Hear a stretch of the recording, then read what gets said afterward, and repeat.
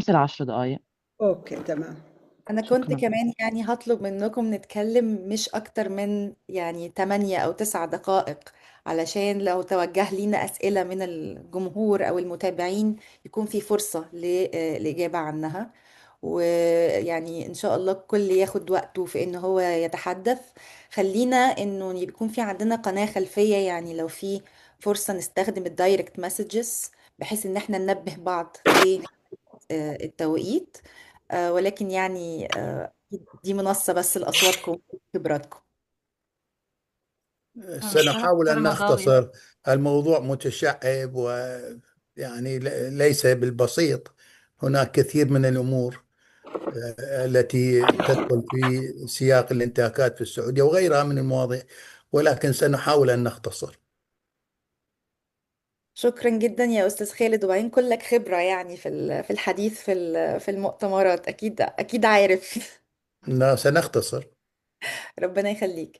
الله يسلمك. كمان يكون مفيد جدا ان احنا نبص على البرنامج بشكل كامل، لانه جميع الاحاديث تكمل بعضها. ف... صحيح. فكل الناس تبقى قادرة تركز على النقاط اللي هم بجد عاوزين يثيروها وتكمل الآخرين. ماشي. السلام عليكم جميعا. أهلا أهلا بالأستاذ علي، تحياتنا أهلا لكم. أهلا وسهلا بكم جميعا. أهلا معلش وسهلا تعذر. عليكم. يا هلا وسهلا، يعطيكم أهلا العافية وسهلا. جميعا. الله يسلمك. تعذروني ما دخلت بدري شوية، ولا يعني حكم نرحب فيكم جميعا. دكتورة مضاوي، دكتورة مريم، أستاذ بيسان، أستاذة ياسمين، أستاذ خالد، أهلا. أستاذة إلاف. هذا إيلاف. شرفتونا جميعا. شرفنا أستاذ علي. شكرا جدا على الدعوة الكريمة لينا كلنا ان احنا يعني نكون شرفاء في مؤتمركم اليوم. اكيد يعني احنا اتكلمنا شوية في موضوع التوقيت، مش عارفه كنت حضرتك هنا ولا لا، بحيث ان مم. الكلمات ما تتعداش 7 دقائق او 8 دقائق. بس نعم. حضرتك لانه اكيد مش ما فيش حد هيوجه اسئلة على كلمتك لانها كلمة افتتاحية، نعم. فممكن تتكلم ال9 دقائق مثلا. لا، أنا بقصرها. يعني إذا في سعة بعطيها إن شاء الله للأخوة والأخوات الكرام، يعني حابين نسمعهم أكثر. ممتاز، شكرا.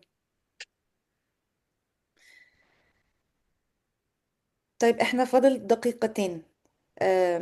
هل في يعني هيبقى في كاميرا معينة في الأول، ولا هتفضل كل الكاميرات مفتوحة طول النقاش؟ ملاك. نحن ببداية المؤتمر الكل يفتح الكاميرات لناخد صورة جماعية من بعدها. كل واحد شو بيريحه يعني. ممتاز. أوكي. شكرا. ففي البداية نفتح الكاميرات وبعدها نغلقها إلى حين يأتي بدء دوركم وقت كمدة. كلماتنا. واضح بالضبط. جدا. شكرا. بالضبط.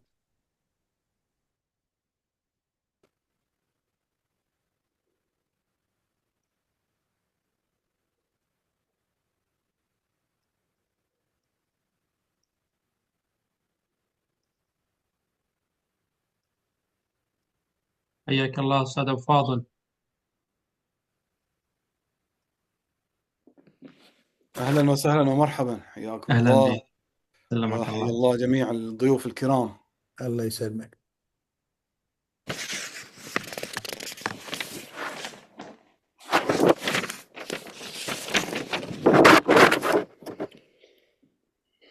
دكتور مضاوي، حضرتك في البداية إن شاء الله بس تنورينا يعني لآخر المؤتمر إذا وقتش يسمح، إلى آخر الساعتين إن شاء الله. إن شاء الله. طبعا والمتحدثين الكرام جميعا أكيد ينورونا، يعني لو سمح وقتهم بالبقاء للأخير.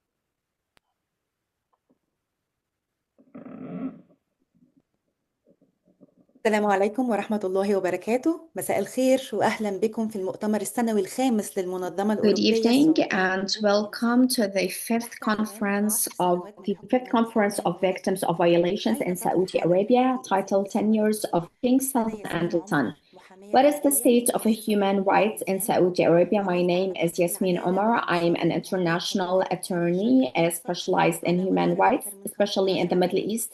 For more than لسنوات 15 من years, تطبيق been working التحقيق in the field. After years عد of المنطق أن documenting the الملاحظ تشابها violations في أنماط through the الحركات region, النظامية there are الموجهة ضد similar patterns السعودية، between الإمارات، different مصر countries, Saudi وإيران Arabia, وأحيانا Emirates, Egypt, and other countries. لكن مع ظهور محمد بن سلمان جديدا على ساحة And السياسة with العالمية King Mohammed, نلاحظ أن منهاج السعي للسياسة الإقليمية وتعزيز الإفلات من العقاب أصبح له أثرا متجاوزا لحدود المملكة العربية السعودية إلى المنطقة وبل إلى العالم.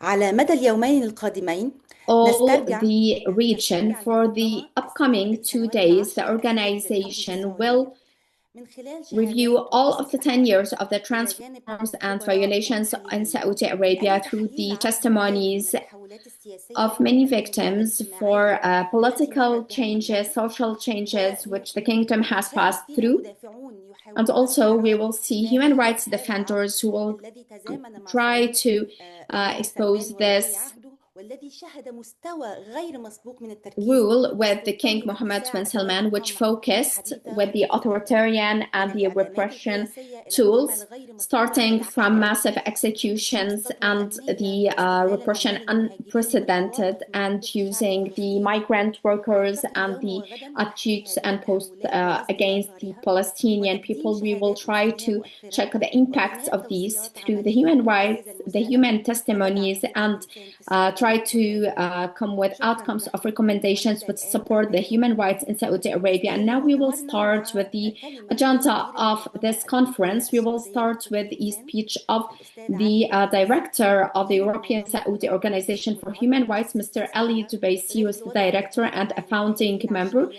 to put the general وتحقيق أهداف framework for اللقاء this المستهدف conference and to أستاذ علي set تفضل. up the outcomes of this fifth annual conference. شكرا Mr. Ali, جزيلا you have أستاذ the ياسمين. platform.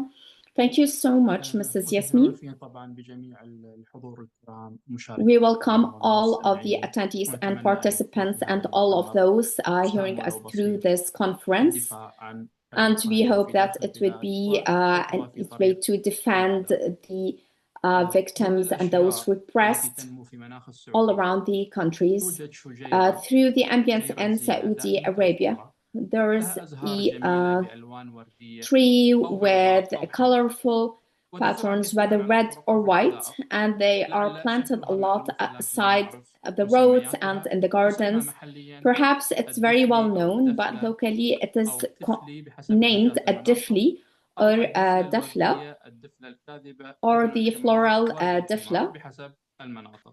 and also the أتذكر rose هذه of the الشجيرة Dunfa في or Ward ذهني al-Himar. I مباشرة. remember كانت this شجرة tree a ملفتة lot when I was a child. It متزينة was a باللون very الأخضر والغالب notable with a ملفتة rose لجمالها and pink ونضارتها and white color. وعروج خضرتها It was very لكنها للأسف impressive واحدة من with its أشد colors. نباتات However, آسيا سمية. it's one of the most جميع أجزاؤها toxic تحتوي على plants. مادة All of its كيميائية parts تسمى contain a chemical جليكوسيدات substance, قلبية قد تسبب glycosidat, اضطرابا خطيرا في ضربات which can القلب cause وقيئا وهبوطا heart في الدورة issues, الدموية وقد تؤدي vomiting, للوفاة and low في حال blood pressure, أكله and it إنسان can lead to أو death حيوان. in case anyone تعتبر ate هذه it, الشجيرة من whether a الأمثلة human being المناسبة or an للدولة التي animal. تحاول It's one الحكومة of the السعودية examples to بهذا العقد clarify what the أو العقود Saudi العامة government is لإحالة trying حقوق through الإنسان this في rule داخل البلاد. to نتحرص cover على بناء about the مظهر human أمني rights سمين status, because it's عبر trying أدوات to تضليلية مكثفة show مثل تصوير a البيانات أو safe الثقافي. and sound وكذلك تستخدم image of the الدولة human وسائل rights through the الحكومة الرئيسية cultural السياسية events and والتأديب through its والترهيب economic وتستهدف empowerment الحقيقة من and شائع. the وكما policies هو of معروف أن السعودية تحكم وفق نظام terrorizing and ملكي also بدءا من attracting. And تأسيسها في as you all سبتمبر know, it's a kingdom 1932 since على مدى September 93 عاما. 1972, in which 7 kings have ruled until now, and nothing has changed. All of these rules see justice as their enemy. But what's different in this rule and this decade, because it has superseded all of the other rules in repressing its people, it has superseded all of the past rules, and according to a lot of organizations, this has been documented. But this doesn't end here. And this rule has done unprecedented and falsification of the truth in a serious manner. And here there is a confession that they have actually succeeded in that. In the European Saudi Organization for Human Rights, and after 10 years of this unfortunate rule, it's an important event to express the suffering of the people and to detail some of the truth and one of its aspects. But we should confess that what's known from information and which is documented by organization and which is reached by media is a very small part of the truth. Even in the official visits which were conducted by the UN Commission's field visits in Saudi Arabia during this rule concerning some human rights issues, these commissions were faced by falsification of truth and of reality. All of this was done structurally, and it's being done so intensively.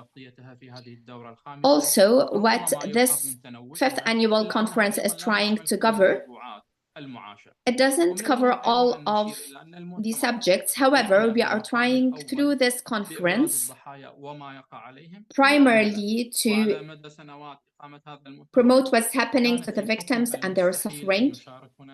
And it was like almost impossible to have any speaker from the country itself.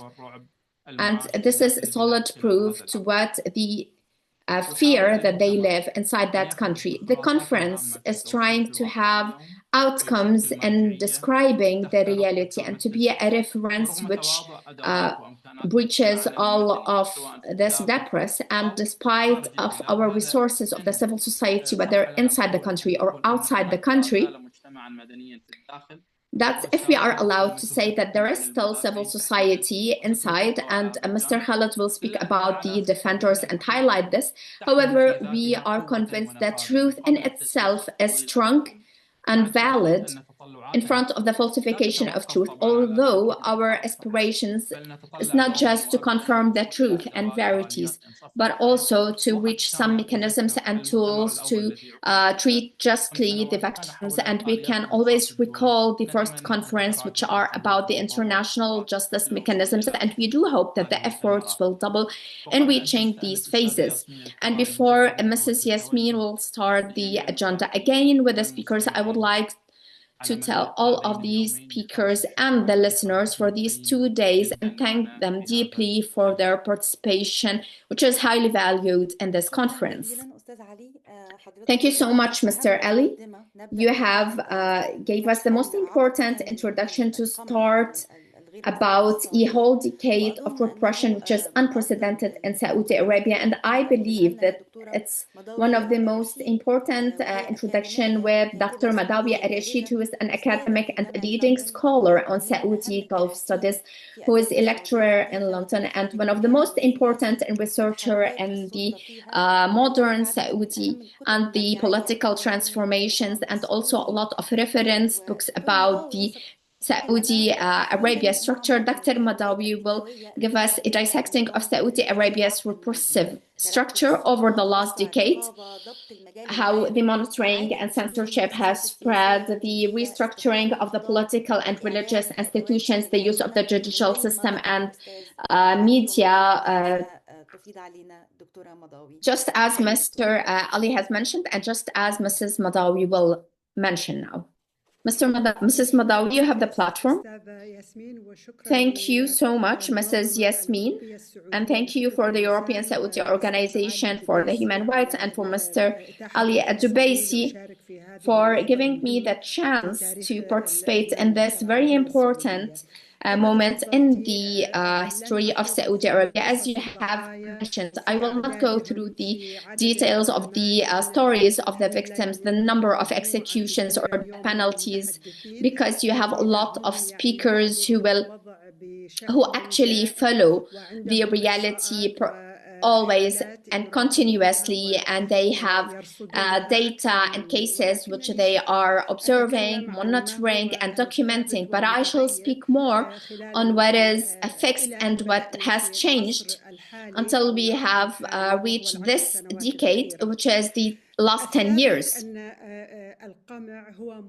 What's fixed that repression is continuous for the foundation of Saudi Arabia, because it was founded on the repression, on the hegemony. It started with a religious speech to exclude others under the pretext of bringing them back to the Islamic religion, because the narrative said that the people in Saudi Arabia or the island there should be brought back to Islam through the Wahhabism to be able to come back to the right course. This is the narrative which was Saudi Arabia founded upon.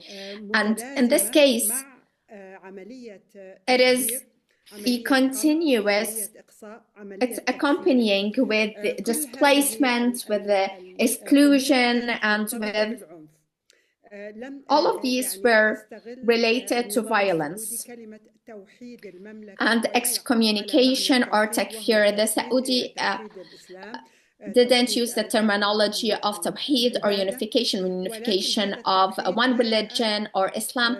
This started with a narrative which actually separates the community into different religious sects, into regions, into groups. Some of them were persecuted. So since the first years of Saudi Arabia, and even before the declaration of its foundation in 1932, in 1927, this narrative and this Saudi system was being deteriorating from the inside, when a group which has contributed in its foundation, as you all know, the King Abdul Aziz, and this was in 1927. It was the first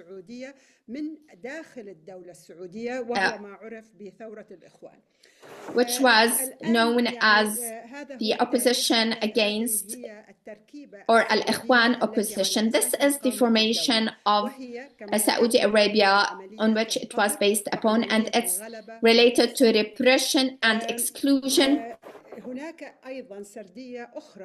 There's also another narrative, and it's very important to know it to understand what happened to this community and how the state has exploited this for its sake. The second narrative is based upon that the ruling family is the safe, because the people are violent, are extremists, build their opinions and their attitudes on false interpretation for Islam and the community.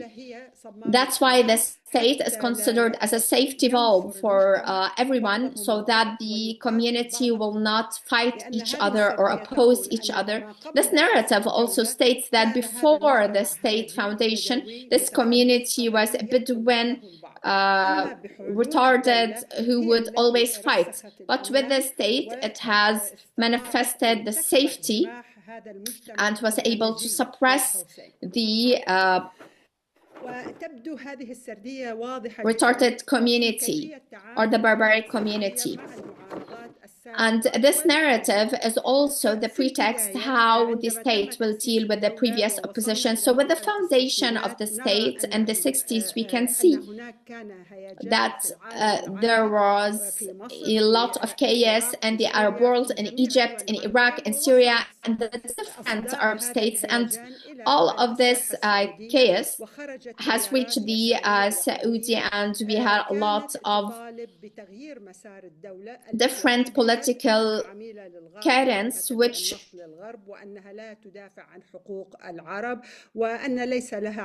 anarchist movements and which were accused that they were selling the petrol for the West and they are not distributing the wealth justly. And these currents have surprised the Saudi state, and it was able to activate its right hand, which is the Islamic movements related to the Wahhabism, which have faced these political currents, especially with the weapon of takfir. And this is the weapon which is used by the Saudi state to face any opposition. When you oppose the course of the state, you are a kafir or an atheist. And as you all know that these people should be sentenced to death. So there is no space even for the safe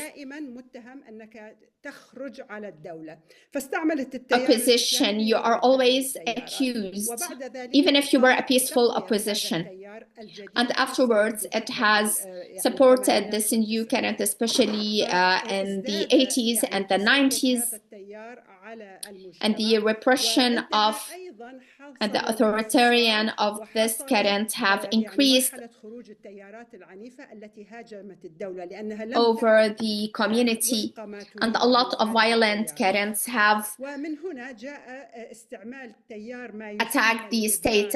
And then the liberal current, which is very far away from the liberalism, they were used to attack, and the state has faced it violently, and it tried to exploit it, and sectarianism combats inside Saudi Arabia and outside it. And then we reached the decade of Mohammed bin Salman, who came to actually finalize and complete this project, which is the repression and the oppressiveness. And I will use the remaining 2 minutes to focus on the difference or the continuity in the repression.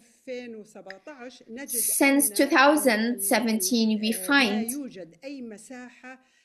that there is no space for any civil society, for any dialogue.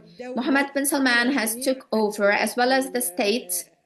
They have controlled all of the platforms, especially the electronic platforms which are spread in the country. He has exploited them to spy on the defenders or the human rights activists. So any peaceful activity have actually vanished in Saudi Arabia, and repression and oppressiveness has started. Doesn't only target a special category but diverse categories, including princes and including activists who are human rights activists.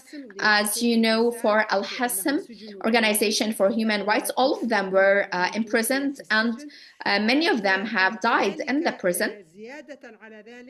In addition to this, the feminism movement have started opposing the regime, and as you all know, it was the first time that women were imprisoned in the Saudi regime. There was a prison for women activists, but it wasn't very oppressive as it is now.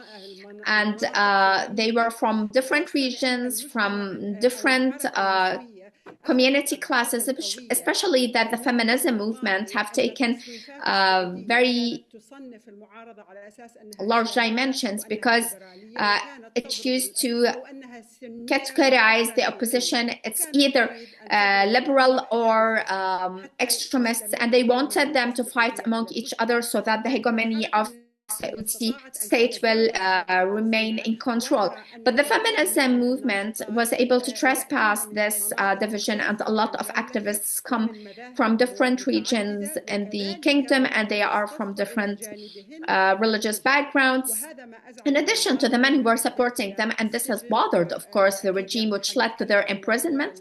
And we will speak more about the feminists who were detained or who has travel bans and this human rights status. But in addition to this, so let's not forget that the migrant workers, the Arab migrant workers also, are being oppressed and repressed.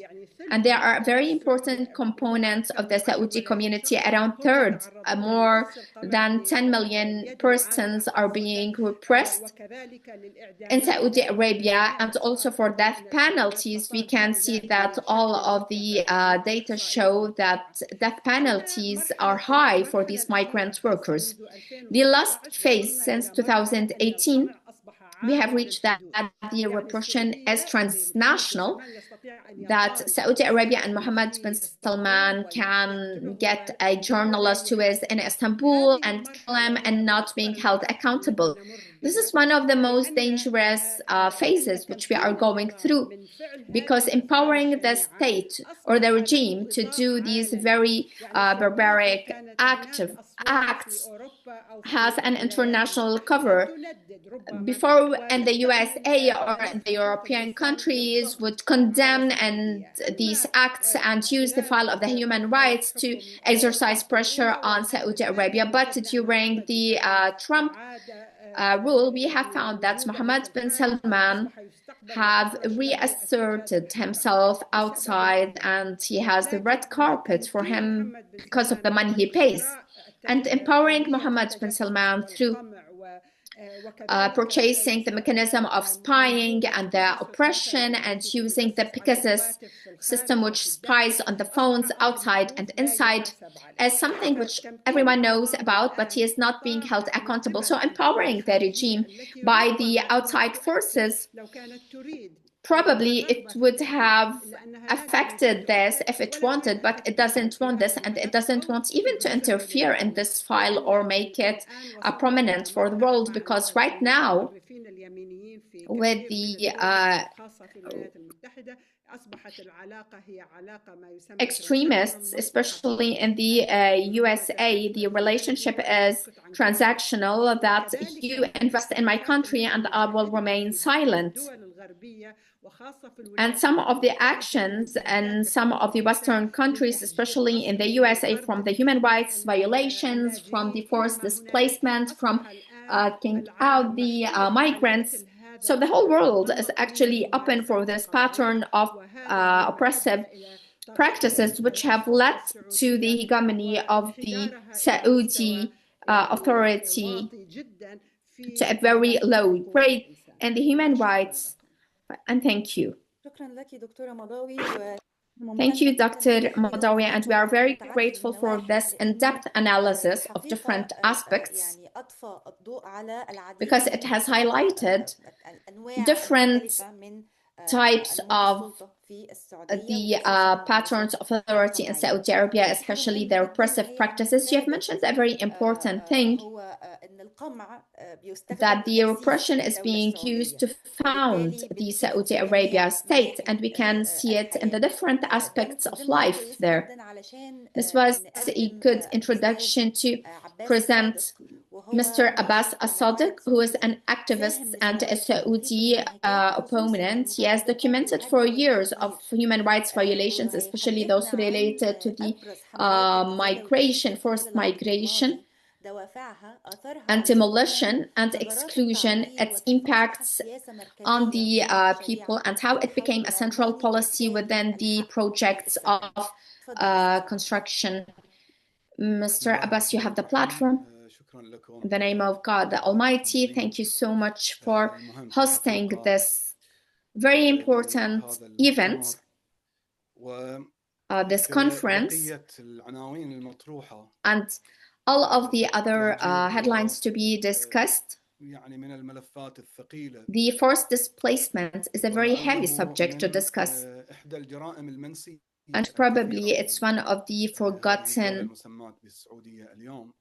crimes in Saudi Arabia today, since it's a very short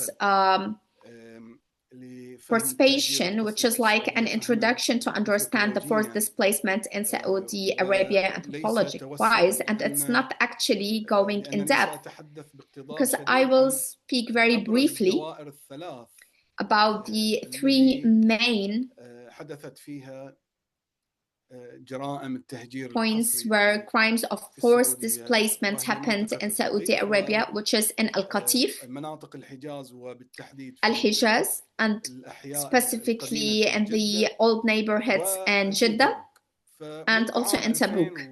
Since 2016, Saudi Arabia has begun روحانية وسياسية جديدة a وقد تغيرت new معها أنماط إدارة construction المدن وتبدلت phase and new السياسات political phase, and بالمكان the والسكان. cities relate and the وامتد policies أثر هذه related to the التحولات إلى locations, to عدد the من cities, المناطق to the population has changed, and all of كما these أشرت إلى changes جدة have impacted a والمكرمة group والمدينة of المنورة regions, والقطيف وتبوك Mecca, وبالتحديد Medina, المنطقة and التي كانت Tabuk, تقيم and فيها especially عائلة الحويطات where حيث Al-Huwaitat family تداخلت were هنا living. اعتبارات التنمية مع طبيعة And here الموقع we had the وذاته considerations بالنسبة of للنفطية development and its كما relationship في to the القطيف location and وللتركيب also to the الاجتماعي بالمنطقة. petroleum structure رؤية and also for 2030 the حملت community معها components. موجا And متسارعة 2030 vision, من it has a very طريقة speedy جديدة wave of لتصميم a المدن new way وتطوير to organize البنى the التحتية. cities and هذا كان development of the العنوان الذي infrastructure. رفعته This was الدولة the ضمن headline الهدف. which the رافق state هذا had as a الشعار slogan, and خطاب this was رسمي accompanied by كان an يعد official بتحسين جودة speech الحياة which وتحديث promised to الأفراد. elevate the quality of لكن life هذه and التحولات the وضع هذه التحولات modernization of the أخذت قادما urbanization. في But تلك المناطق these changes have حيث تتقاطع taken a خرائط different التطوير مع الحدود pattern الأكثر حساسية because the maps مثل were حقول النفط intersect with the والتاريخ السياسي borders لعلاقة which are more الدولة مع sensitive, like the مختلف المكونات petroleum غير النجدية points and وعبور the مجتمعات different محلية استمرت Najdi لعقود في الدفاع families عن and خصوصيتها those families who have وهويتها tried to defend وذاكرة their أماكنها.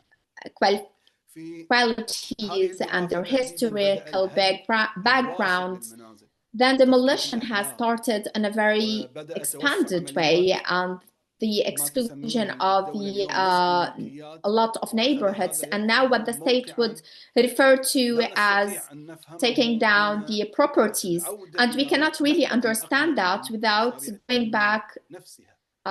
through فالتصعيد history الأمني to the وما تلاه من development set محاكمات plans وإعدامات with the واستهداف شامل security للأحياء بأكملها changes مثل and الأحياء القديمة targeting for في total جدة neighborhoods as the وحي old المصور في neighborhoods in القطيف Jeddah and وحاضرة Al القطيف Musawwar نفسها neighborhood في in Al شارع Qatif الثورة.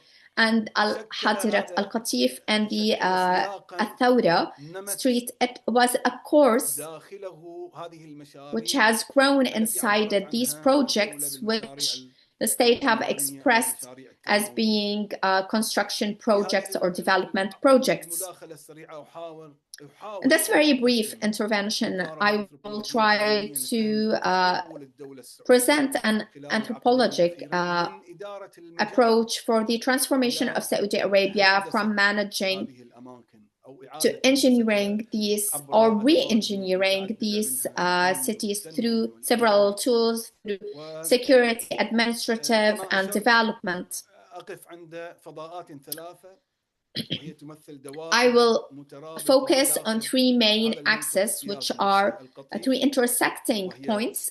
القطيف Al-Qatif كدائرة as one مقاومة of the تاريخية places which is والحجاز a historical باعتباره resistance, and قضاء Al-Hijaz وذاكرة إسلامية as a وتبوك civilization, أي أقصد منطقة نيوم وهذا لاين بوصفها Tabuk and Neo مختبرا لمشاريع المدن المستقبلية as a laboratory التي for the تنسج future عبرها cities العلاقة بين which السكان are being crafted مفهوم التهجير between the القسري population and the land. في الواقع The هو مفهوم concept of يشمل forced displacement, موقعا محوريا which is يعني a نتساءل pillar هل هناك subject, because we are actually exclaiming, is there really forced displacement in Saudi Arabia, and where is it happening?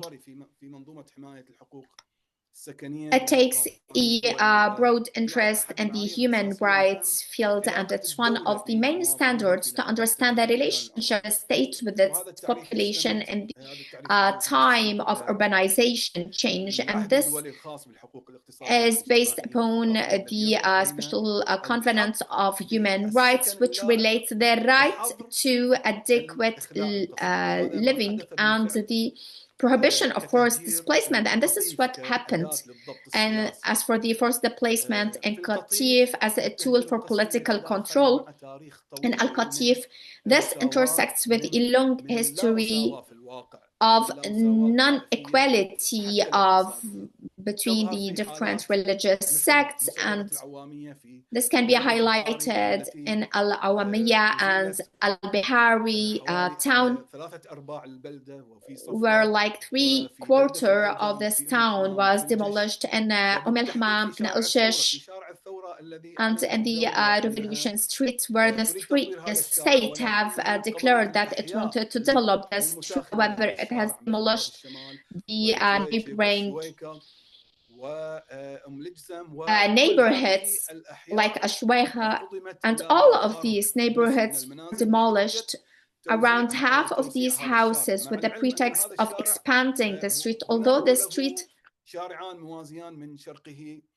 they have two parallel streets from both right and left side, but it has used this as a pretext of a forced displacement in which the urbanization is actually only the facade behind a policy to divide the community networks and the dismantling of the resistance mentality and memory, which what serves the state. This proves how the diminished compensations the state have dealt with the population or the families. Some of them were given good to an extent compensations. However, most of them weren't even given any compensations, especially in the region of Al-Jish. As we say in Al-Qas, the house was destroyed to its half, and in the inflation in the real estate, so the families would be suffering crisis. So here we have forced displacement like the island of Tarut. This was done to change the names and rewrite a new narrative for these cities. For example, to change their names and their historical background, even in the Wikipedia. These are only tools to reframe and rewrite the cultural identity in Al-Hijaz. The new liberal civilized is also one of the tools to, it has a special quality, Mecca, Medina, and this is also another phase of analysis, because the expanded demolition projects and the reurbanization as declared by the state development, but in the core, it's actually being established on authoritarian urbanization, and this is terminology which is used in the anthropology of displacement, which means taking away the population from any capacities of negotiating with the state through visual facades which go in course with the vision of the state. This is how the state is actually dealing with the neighborhoods in Al-Hijaz, and it showed them as obstacles that should be removed, and they are awful visual facades that should be removed, but they are actually ignoring the social relationships which these communities are based upon. And in Tabuk, through the future planning, and especially the Neom and the Lime projects, as the third circle. In this space, the state have exercised the most institutional forced displacement through the huge projects being conducted in this region after demolition of house. It has brought the Al-Huwaitat family as an axis which should be excluded, or relocating them, separating them outside this engineering plan for the future city. All of this puts us in front of a displacement, which is through a political engineering for the future, which is very far away from being merely a urbanization or a construction act. To conclude, for this analytical conclusion here, and Al-Hijaz, Tabuk, and Al-Hijaz, these all intersect. First of all, it is security related in Al-Awamiya and Al-Qatif.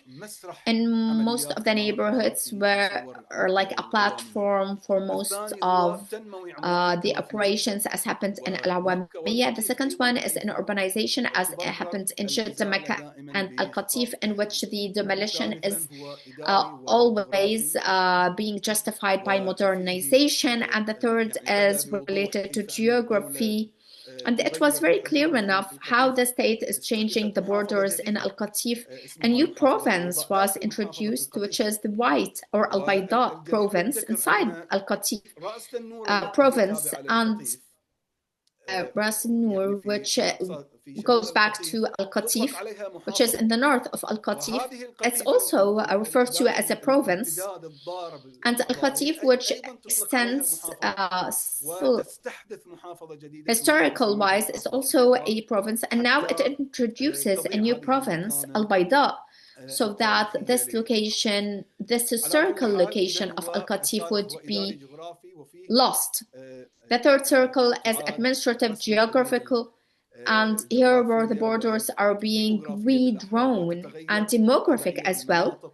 And these are changes throughout the regions, and new centers are being created.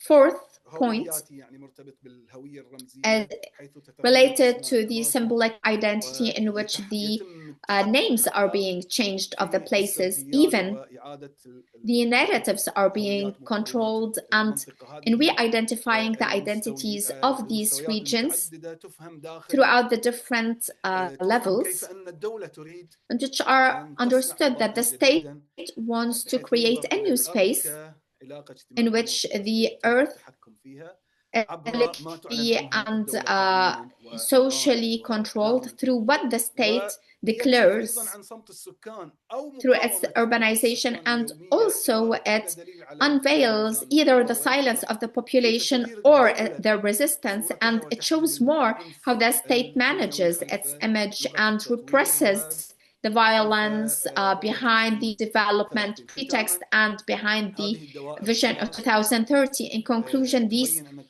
three circles prove that the forced displacement in Saudi Arabia is a logic of the rule, which complements the vision of 2030, because it distributes the population with what fits the security investment and creating a new national identity. And in all way, the permanent component is using the location as a sovereignty tool. So who controls the earth controls the memory, and who controls the land and the borders, they can control the policy. Thank you so much for listening. Thank you, Mr. Abbas, and the great information which you have provided, and in-depth analysis in which, in specific reasons, oppression is being practiced. Some aren't known and they are under the pretext of development.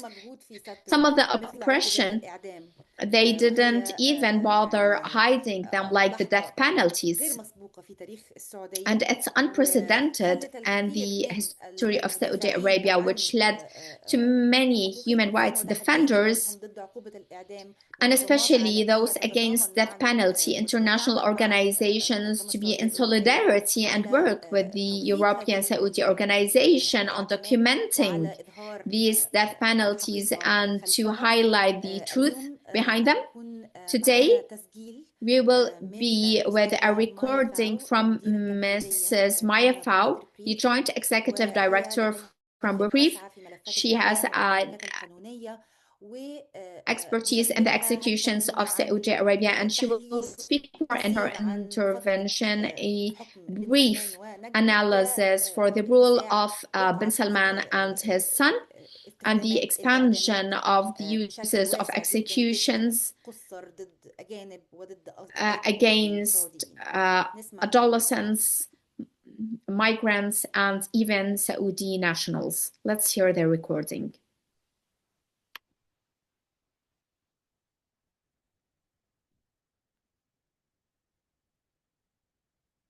تسجيل جاهز يا زملاء؟ لحظات ويجهز الآن. So we're waiting for the recording to be ready in a few minutes.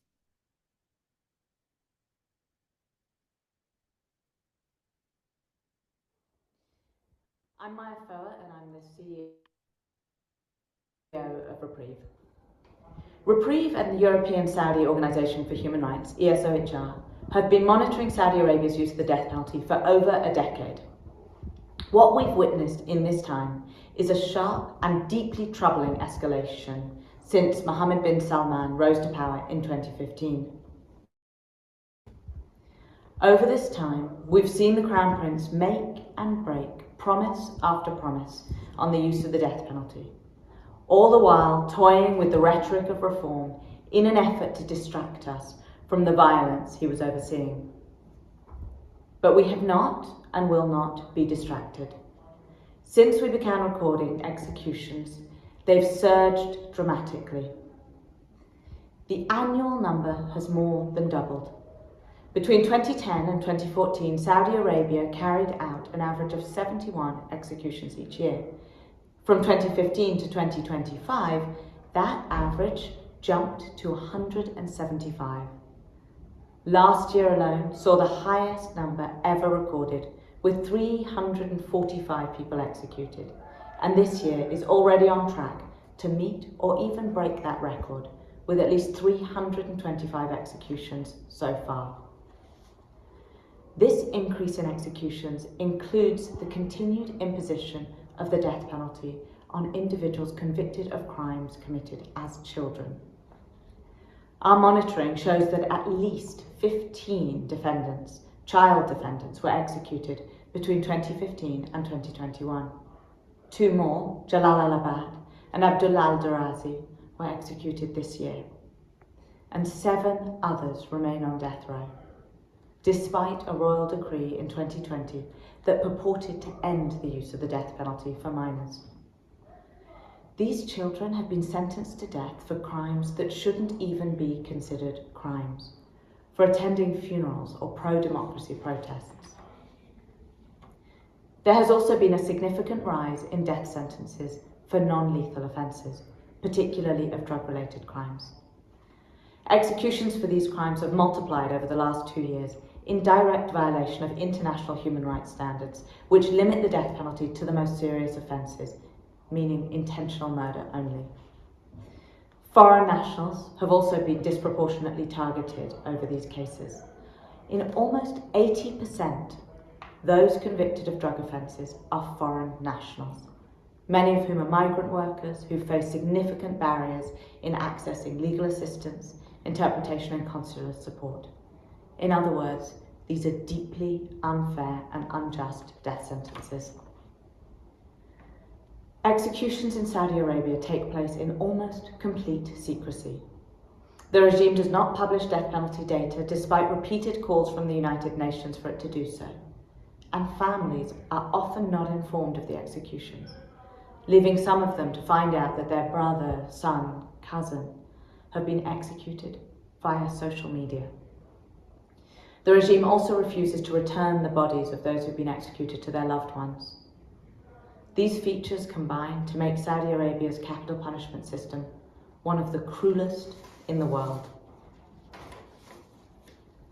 What makes this escalation in the use of the death penalty even more concerning is that it directly contradicts the Crown Prince's own public statements. He has repeatedly told international media that the death penalty is reserved only for murder and that it no longer applies to child defendants. The reality I've just described belies both those points. He's also announced plans to codify a penal code in 2021, but that was never implemented. What does this mean? The absence of a clearly defined criminal code means that it is impossible to know what acts might be deemed to be crimes and what crimes a system which is inherently and arguably deliberately arbitrary and open to wild abuse. But despite these broken promises and despite the violence inflicted on the people on death row, the Crown Prince continues to be feted by international allies, now more than ever.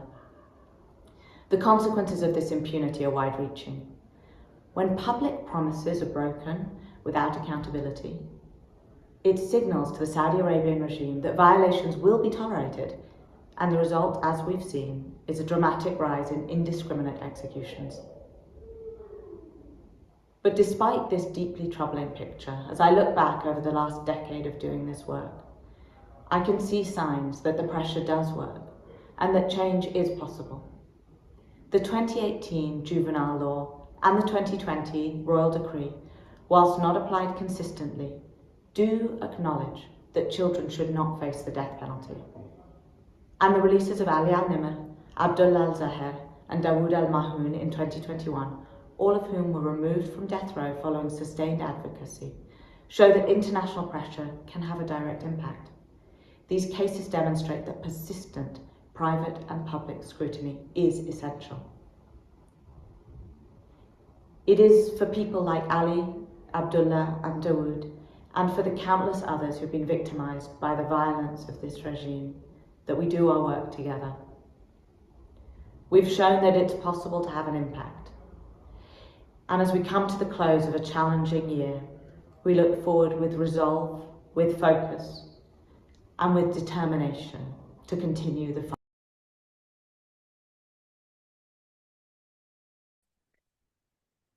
نشكر السيدة فاو على رسالتها المؤثرة بالرغم Thank you, من Mrs. Fau, for her very interesting recording.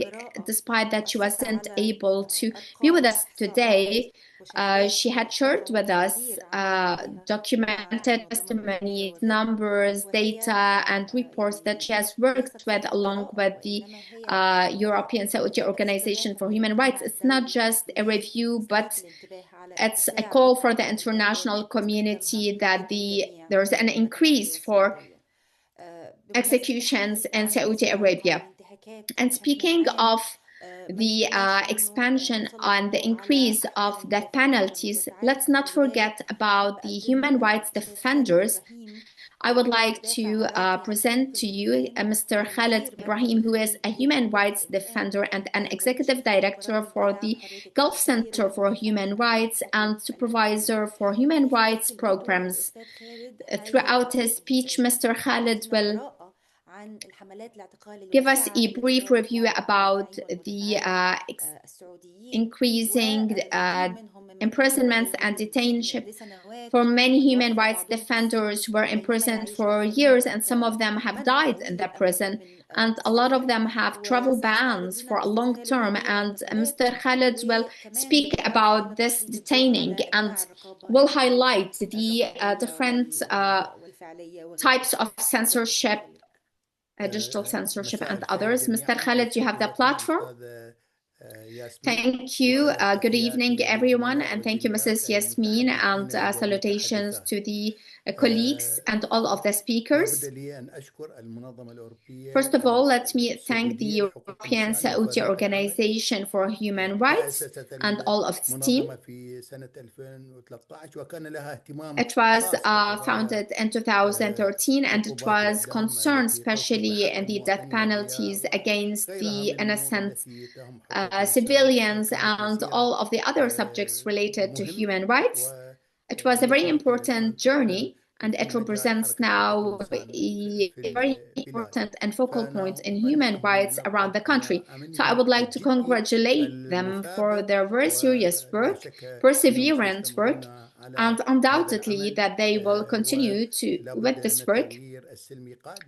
And of course, the peaceful change will come to Saudi Arabia no matter how long it will take.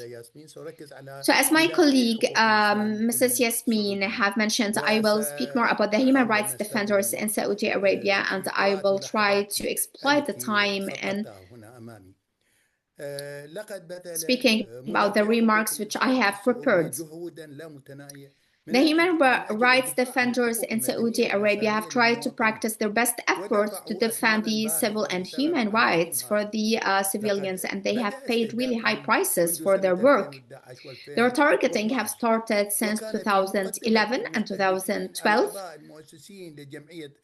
The first were the members, the founding members for the Civil and Human Rights Association, Al-Hasm, who were all imprisoned through only imagery, court.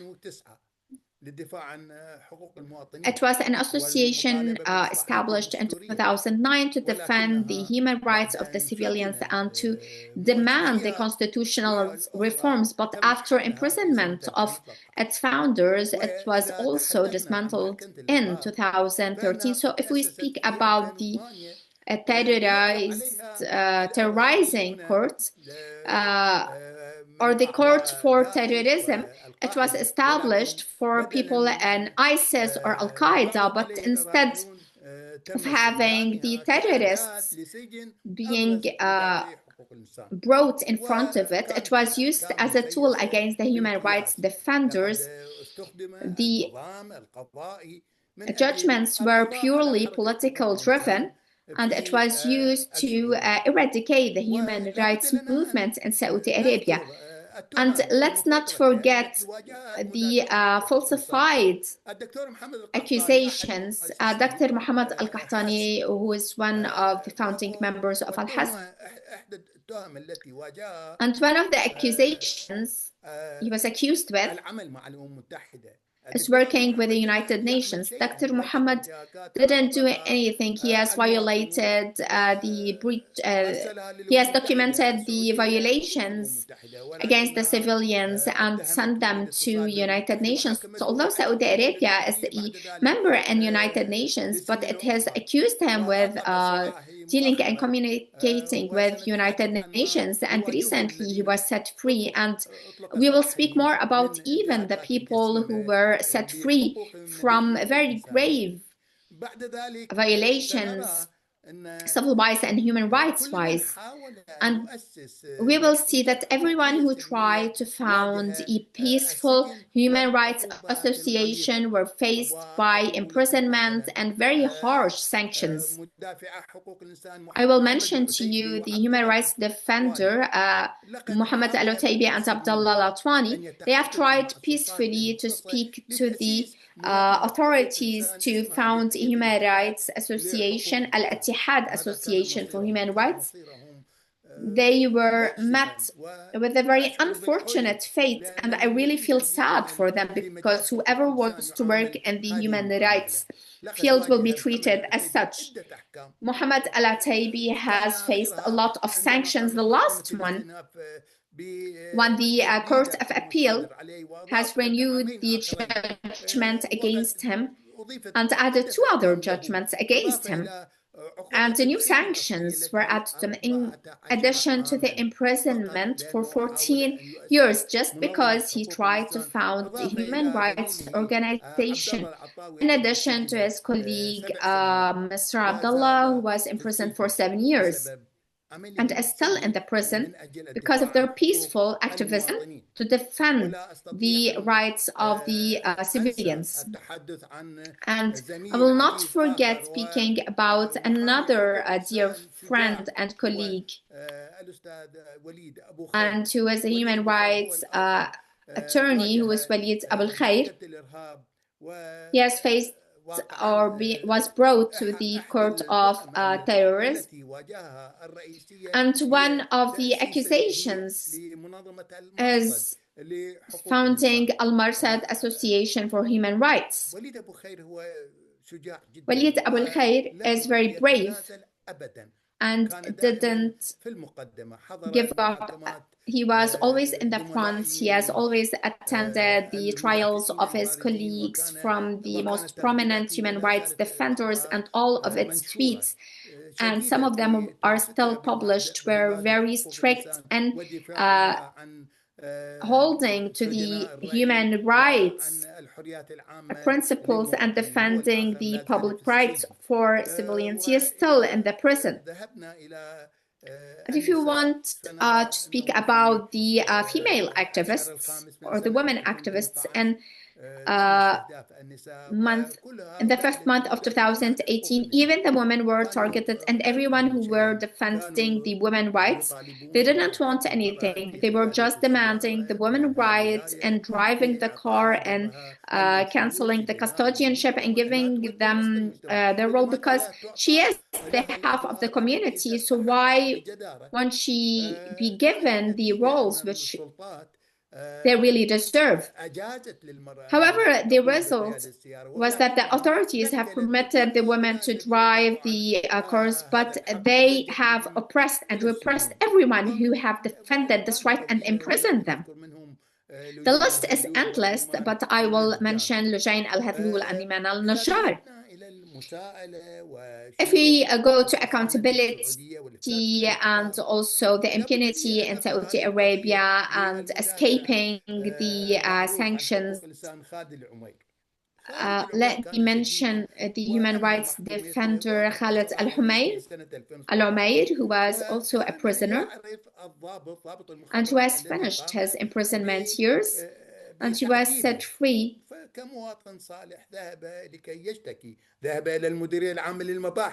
He went to present a complaint against an officer who tortured him.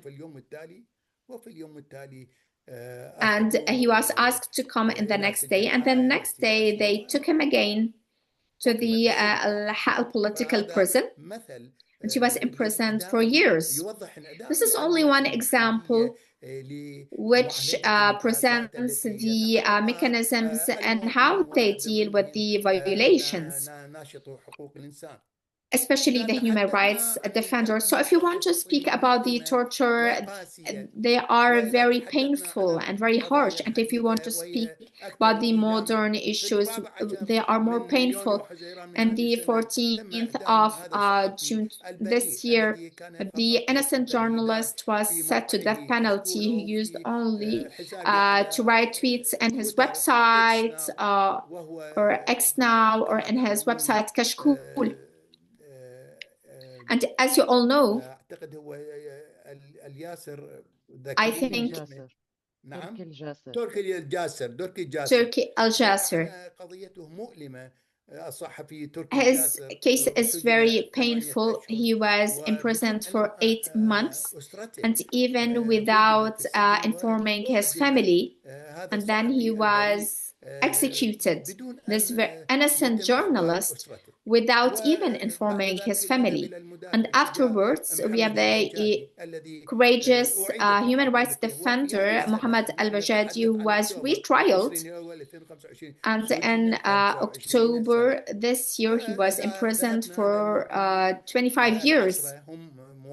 And also, we have the 10 Egyptian civilians who tried to organize a seminar which concerned Egypt. They were imprisoned and they were treated very badly just for their attempt to peacefully organize a seminar.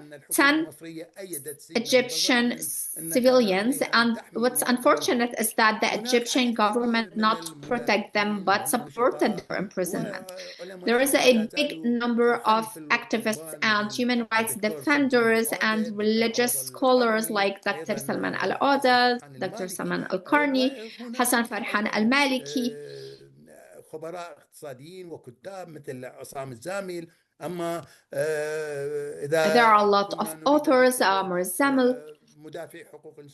And if you want to mention human rights defenders, Isa Al-Hamid, Muhammad Al-Utaibi, and also Israel Kumam, which is a success story. She was set to death penalty, but all of us and with the international community did a big campaign and with the use of media, and we pushed the prosecutor to declare publicly that Isra al-Qumqam will not be executed. And this is a spark of hope and a call for us to keep on working. Of course, there are a lot of those forcibly disappeared, like Abdullah Sirhan, and even those who were set free in 2021 and in the later years, like Lujain Al-Adlul or Sam Koshek, Dr. Muhammad Al-Qahtani. They are not allowed to speak to the media. They are not allowed to write on the social media platforms, and they're not allowed in taking any public posts or jobs. And if they really wanted to go abroad, they have a travel ban, which is very sad that the human rights defenders are being treated forcibly by the criminals. Even the criminal, when they finish their sanction, they are allowed to travel to any country they want, speak as they want, and write what they want. But in this country, just as any other similar countries in our region, they treat the human rights defenders more harsh than the criminals themselves. And I've mentioned the reasons why, and even the evidence behind that. We also spoke about the torture, and let's not forget Dr. Abdullah Al-Hamid and also his colleague Musa Al-Karani. Dr. Atta Al-Hamid has lost his life for medical intensive negligence. He was in her prison in Riyadh, and his colleague Musa Al-Karani also, he was found dead in the ban prison because he was tortured and hit on his head. All of this leads to one conclusion, that the authorities in Saudi Arabia are determined to eliminate the human rights movement in their country. And let me mention the electronic censorship and the security, because there is censorship over anything that's being published on the social media platforms. And I'll add to this, before I conclude, that it's a closed state. I have contacted the Ministry of Justice to present them a call, and they have shut the phone down in my face. The first generation of defenders were all eradicated through displacement, torture. There is only a few number who are communicating with us. I tried to communicate with Ministry of Justice. They shut the line down, and we wanted to send an American attorney. He wasn't granted a visa to do a human rights commission. We are working through very difficult circumstances. However, we will keep going on. I will not lose hope in our work, and through our work, we will have the citizen in Saudi Arabia feel that there is a live human rights movement, whether we were inside the country or outside the country or in a very indirect or covered way. We will remain working, and I trust that our work will work out and will succeed, although we have mentioned some of the success narratives. And the greatest success, actually, it needs greater efforts and new means, but I trust that it will happen even after long years. And thank you for listening.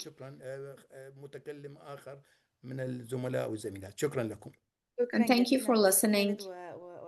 Thank you, Mr. Khalid. And thank you for the hope portion that you concluded with, because defending human rights is defending all of our rights. You have mentioned targeting the women, which is a good introduction to present Mrs. Mariam, Dr. Mariam Al-Dosari, who is a Saudi academic and women rights in Middle East, and especially discrimination against women and how they facilitate their targeting. She will speak more about the changes which happened in the women rights and in which they have state have advertised for some of their reforms, like allowing them to drive the cars. However, reality shows a lot of restrictions being practiced by the government and prohibiting unveiling this truth. Mrs. Mariam, you have the platform. Good evening, everyone. Please allow me. I will try to do my presentation in English right now, and I will speak about the women's rights.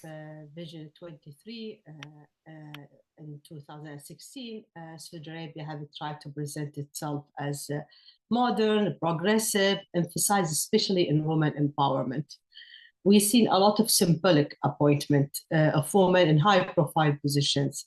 The first female deputy minister of labor, the first Saudi female as an ambassador in the US. Those roles have been extremely celebrated in the West, and what usually is not mentioned in the media, that usually goes to women who has come from privileged background and doesn't present the reality of every woman in Saudi Arabia. And we've seen also a lot of first celebration, first woman who climbed a mountain, first woman who became a chef, first woman who race a car or so on. And while I'm happy for all those women, but we cannot help but to see that it is staged to international recognition rather than demonstrate genuine reform in Saudi Arabia. To understand what's happening in Saudi Arabia and how the Western media also contributing in putting a spotlight on those what consider milestone and dismiss and polish the regime image while masking everything reality that demonstrate control of women life. I'll give you quickly 3 examples, and one of them is built on my research. One of the main image of Vision 23 is to increase women participate in the labor market from 22 to 30% by 23. On paper, the number look very good. 500,000 of women have joined the labor market. But when we analyze the data, we'll see that women have been pushed in very low paid jobs, exhausting hours, increase of job insecurity, and usually in places like food, manufacturers, and so on. The government also moved gender segregation in the sector, which in surface look progressive. But these areas have been historically male dominant by men. And the state didn't put any legal protection for women who is facing harassment or family even against them entering the labor market. In one of the studies that I conducted, I interviewed women when I had access in that time of women who entered those jobs. Harassment has become part of the job. And they are harassed by customers, colleagues, and so on, and there is no place to report it. And a lot of people might think and argue that harassment is not the regime problem, it's a social issue. But reality, this harassment, and this is one of the things that I found, that stem from economic frustration. Some of them, unfortunately, some of the young women who I also introduce see as women who's stealing their jobs. And when a country doesn't have any kind of freedom of speech, they target the most vulnerable people, which is in this case women and migrants worker. They became the scapegoat. Women are accused of taking the jobs, migrants of stealing opportunity, when in fact it is a real problem lies in the economy that had failed to secure jobs for people, for all people. And it is ultimately the regime responsibility to protect women if the reform and empowerment is the aim of this vision. The second example, which is quite important related to the legal reforms, we have been seeing a lot of legal reform presented until Vision 2030 as a progressive. And one of them, yes, the regime modified the guardianship law in 2019, allowing women over 21 to travel without a male guardian permission, to register birth, marriage, and divorce. But and there is a big but. Women still need a male guardian to consent to marry, to leave a prison, or even to exile a domestic violence shelter. Then in 2022, the government introduced the personal status law. And this is quite a problematic law. It effectively codifies aspects of the male guardianship system and law. Women under this law cannot marry without a guardian approval, usually their father or brother, and sometimes their son. And it was quite extremely upsetting that this law have been presented in the UN as a part of reform. Within this law as well, the judge and the male, and usually our male judge, have a lot of freedom to interrupt very vague clauses according to their own conservative views. Men can divorce without reason, women must prove harm and abuse. Even when mother get custody, father remain the legal guardian with the final decision-making power. And perhaps the most troubling part of this new law is the obedient clause, obligated wife to obey their husband, linking disobedient to lose of financial support without even bothering to identify what does disobedient mean. It could be anything and everything. So basically, this law has effectively codified many aspects of the guardianship. And now the male control is not even just tolerant as it had been before, it's legitimized and enforced by state law. And the last quickly example I want to give is the care home. Another important example, the existing of care home that show the fail of the regime for protecting women. Care home, which is in Arabic Dar al-Riaya, is supposed to be shelter for women who face any kind of abuse in the society.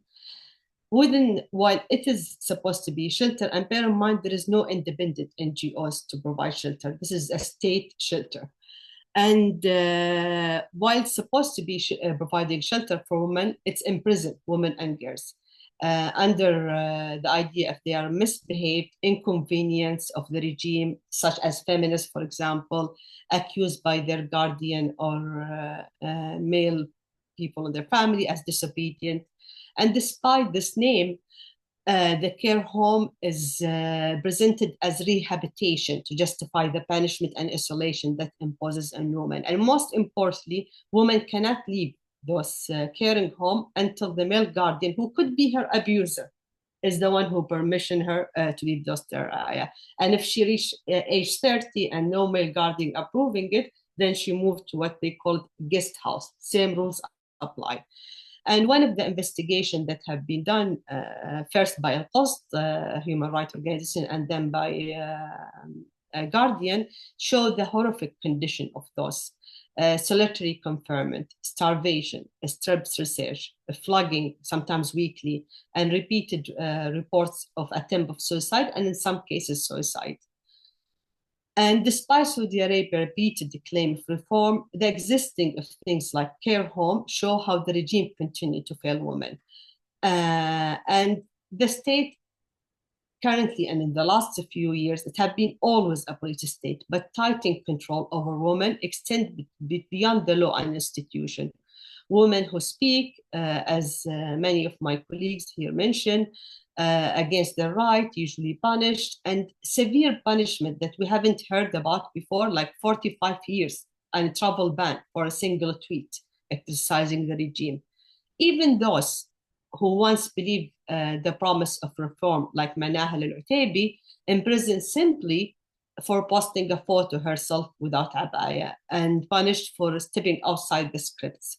And what's quite important and dangerous, the Saudi regime have red lines, but no one knows what's the red lines.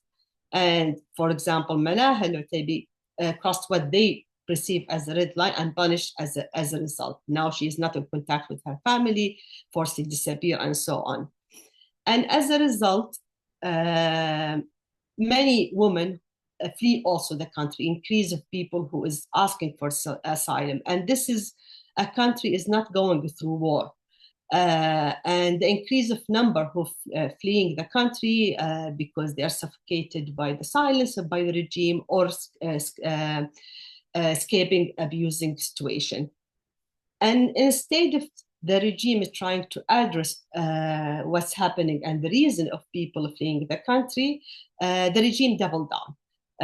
There is apps that track women's like Abshur, track their movement, passport revoked even outside the country, assists are frozen, and foreign government are pursued to send them back.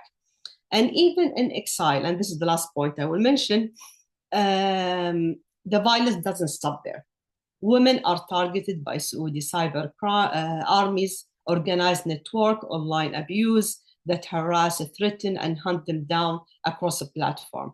This abuse is often, especially for women, is sexualized, rape threatened, body shaming, misogyny, slur, and attack designed to break women psychologically. So exile doesn't bring safety, it's bring a new form of punishment.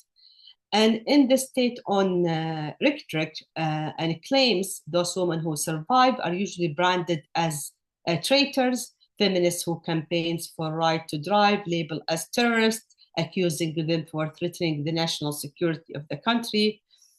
And as we all know, Saudi women have been always the tool of the regime. We've seen before in Wahhabism, when the Wahhabism was in power, how women have been disappeared and veiled. And now women is putting up front as an image to show that progressing is happening.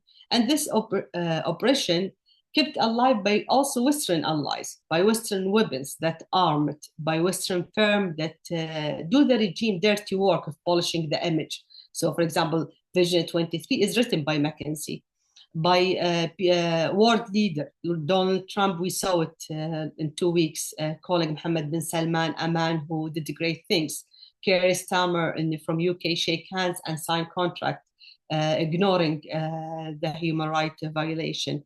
Western consulting selling Vision 23 as modernity. And more recently, and I found this extremely annoying, academic and global experts, people who exactly know what authorization system work, have joined the whitewashing of the regime, whitewashing regime crimes, declaring that Saudi Arabia, and I'm sure a lot of academics here seen that as well, declaring that Saudi Arabia is the place for women. It's very easy to call Saudi Arabia the place to be when you have a return ticket. The women who live there, the reality, they don't. What all those examples show us is a pattern.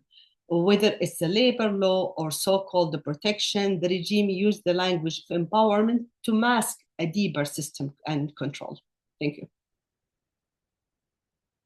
شكرا جزيلا دكتورة مريم. ويعني Thank you so much, Dr. Mariam, and all of the oppression courses hurt the women in one way or another. And on the bodies of the women, this has been covered. But the courses are being similar in a lot of other countries in the Arab world, not only in Saudi Arabia. But what's different here is that the voices of Saudi Arabia cannot scream out and speak about what's happening. So as Mr. Ali Jubaisi mentioned in the beginning of the conference, the European Saudi organization is supporting and is calling out loud the voices of the Saudis inside. And we have a testimony from the inside with Mrs. Khulud Al-Aziz, an activist in the UK, will present a live testimony from an adolescent family who is facing the death sentence, and they have restrictions on speaking out. So let's listen to this testimony together.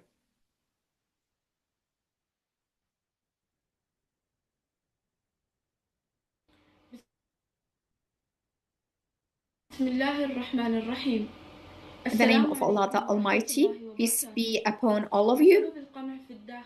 Due to the repression inside, the families cannot publish the stories of their children. That's why I will tell you a message which has reached the organization from the family of one of the adolescents who was sentenced to death.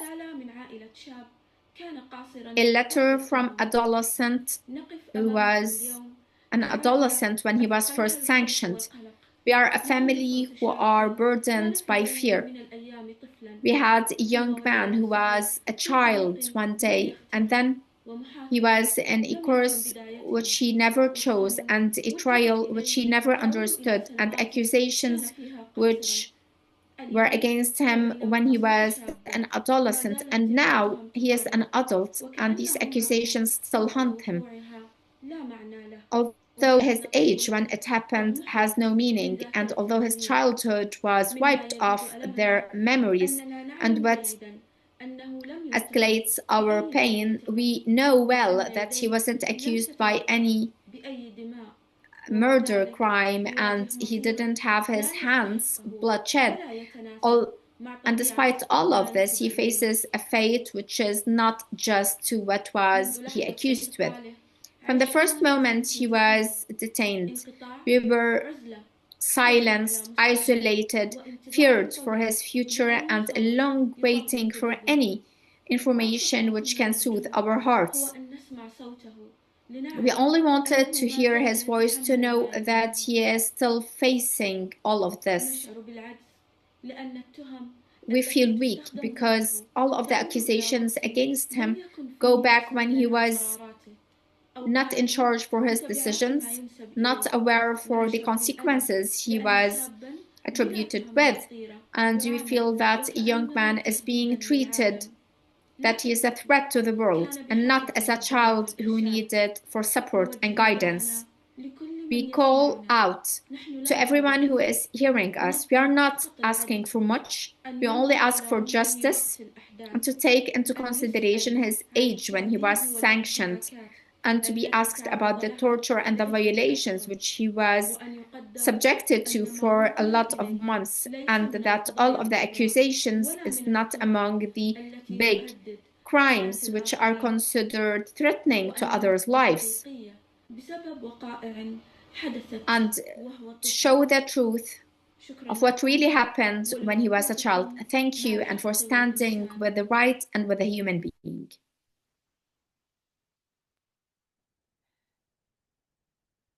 شكرا جزيلا للأستاذة خلود. Thank you so much for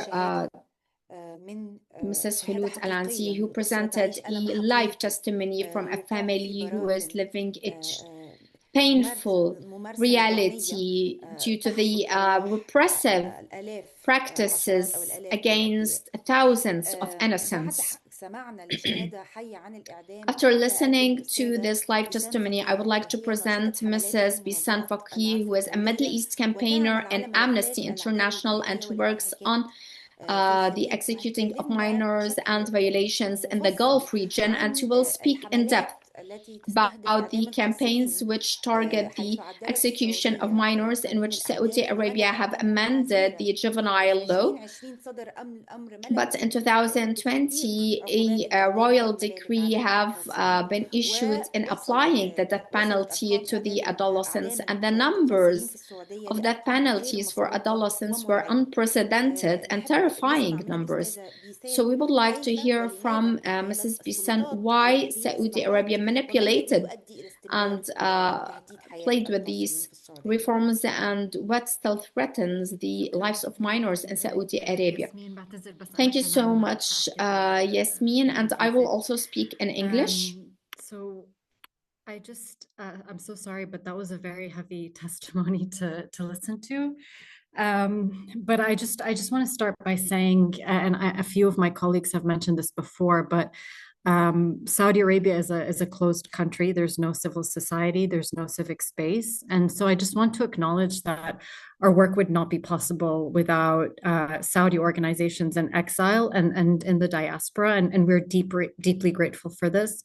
ESOHR has been such a valuable resource for us for our work on well, a lot of our work, but in particular our work on the death penalty and the death penalty as it affects minors.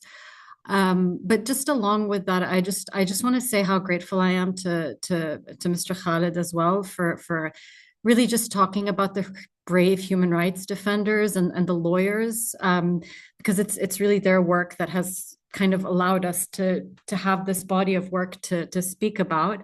And so with Human Rights Day being tomorrow, I just want to extend my thoughts to my colleagues on this call, and then to the many human rights defenders that are paying such a huge price for, the immense sacrifices that they need to make to work on human rights in Saudi Arabia.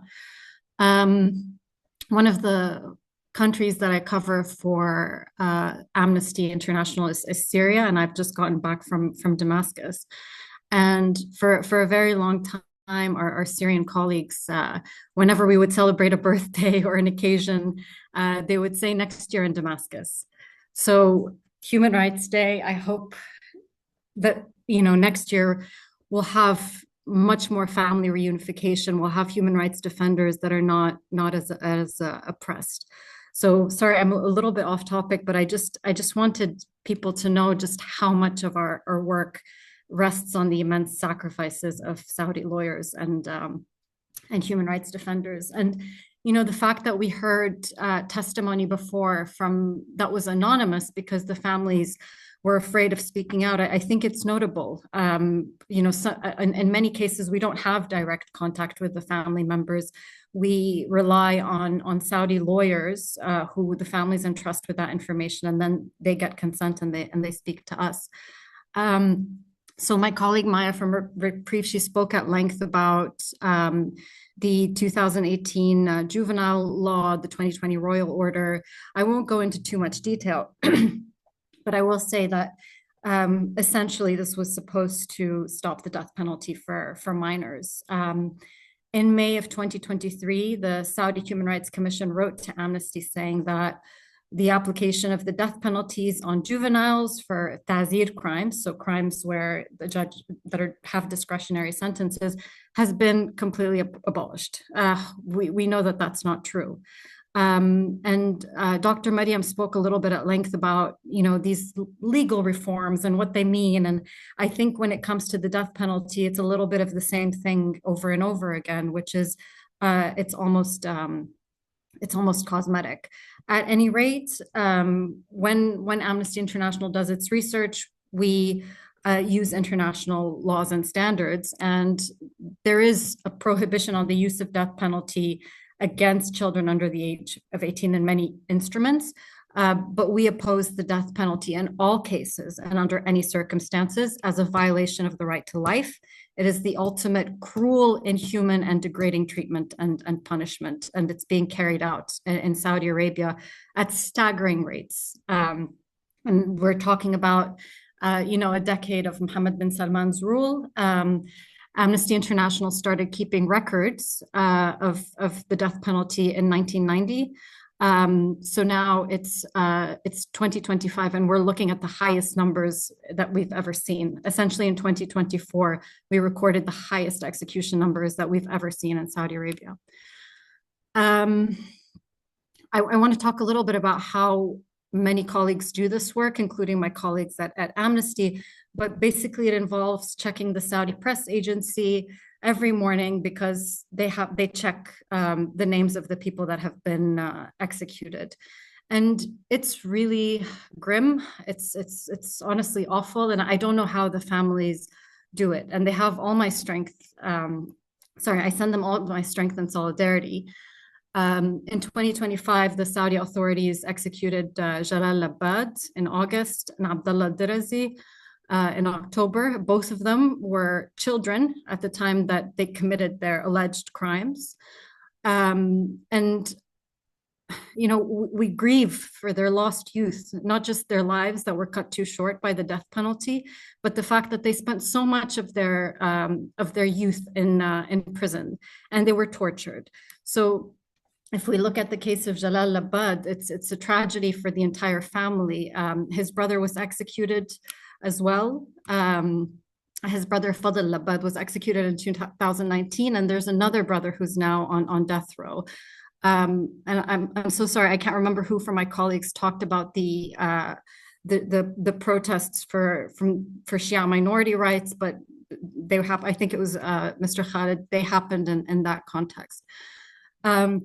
And then I think something that has not really, it's been talked a lot about my colleagues and in general, but I just don't think it gets enough attention, is that the bodies of the people that are executed are not released to the families, which causes additional agony and trauma.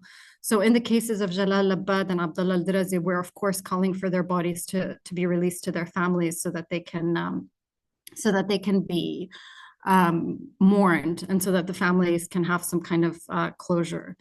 And of course, there are other people that are still on death row for crimes they committed as juveniles. They're, in 3 cases, the UN Working Group on Arbitrary Detention has found that they were arbitrarily detained. Actually, it was 5, but Jalal Labad and Abdullah al-Dirazi are among the 5. So, we're calling for the total prohibition for the use of death penalty for crimes committed when people were children under the age of 18. But just to kind of talk a little bit about the hope point, we are condemned to hope, as the saying goes. I agree very much with what Maya from Reprieve said earlier, just about the fact that the fact that these laws were passed in the first place shows that, pardon me, it was the culmination of the efforts of civil society organizations, international organizations, etc. Both Dr. Mariam and Ali spoke a lot about image washing and sports washing, and the Saudi authorities have been immensely successful on this front. But at the same time, it's also an opportunity for us because we know where the pressure might work. There's Expo 2030 coming up. There's the 2034 World Cup coming up that Saudi Arabia is hosting. Pardon me. So, we are aware that those are really good kind of levers to pressure Saudi authorities. And I think there is progress on many cases. We have seen prisoner releases that happened at the beginning of the year. So, I think there is a tactical conversation for us all to have as activists, as human rights defenders and organizations.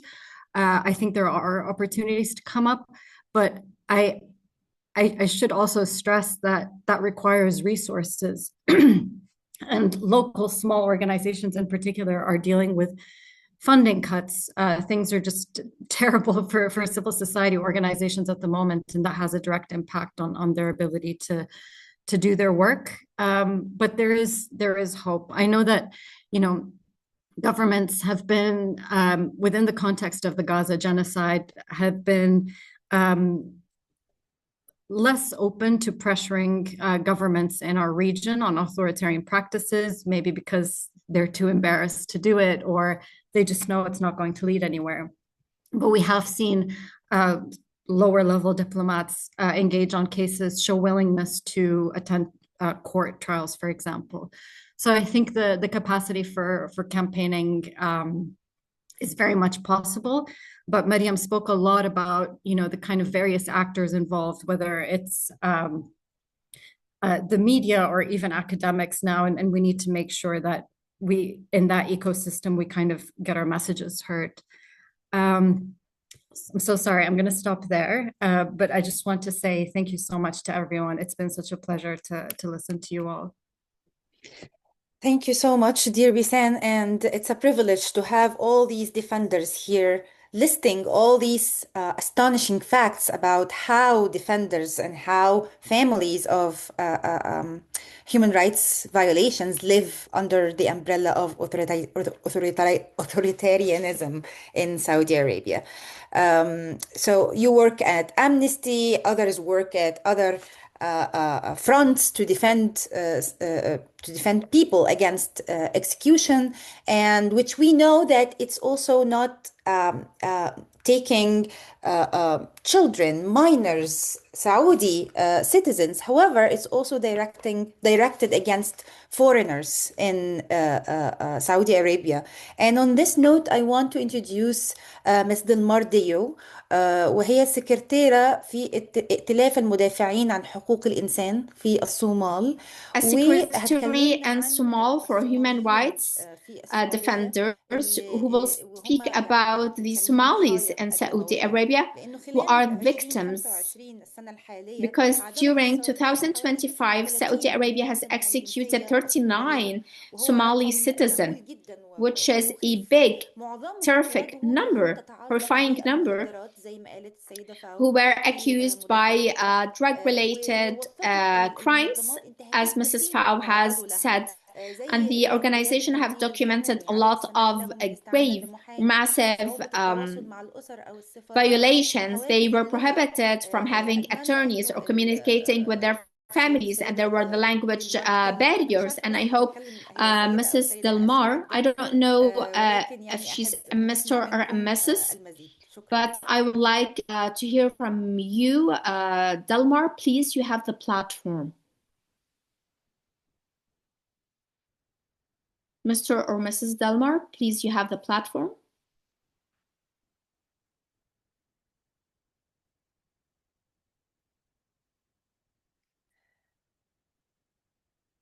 Delmar? Hello?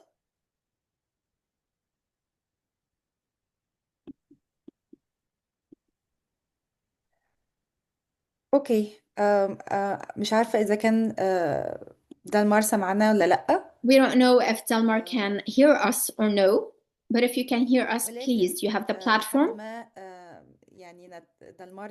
But until Delmar can hear us, maybe I will present the next speaker. أكيد دلمار مش سمعنا.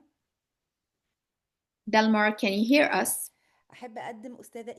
I would like to present Mrs. Ilaf Kassab, who is a human rights defender or advisor in the MENA and works with OMCT, and who works in the intersection of human rights researches and drafting the policies. And she has an expertise in documenting the violations and analyzing the courses of the policies and supporting the civil society. And she is also a strategic planner of human rights in Africa, and she has an expertise in pushing for the reforms in Africa and southern western of Asia, especially in the countries which face a lot of repression and exclusion. She will speak about the main aspects of the covenant of Salman rule, especially in the torture cases, because this was faced torture for the defenders of human rights without any accountability or any investigation. The European Saudi organization have documented a lot of violations for confessions who were taken under torture.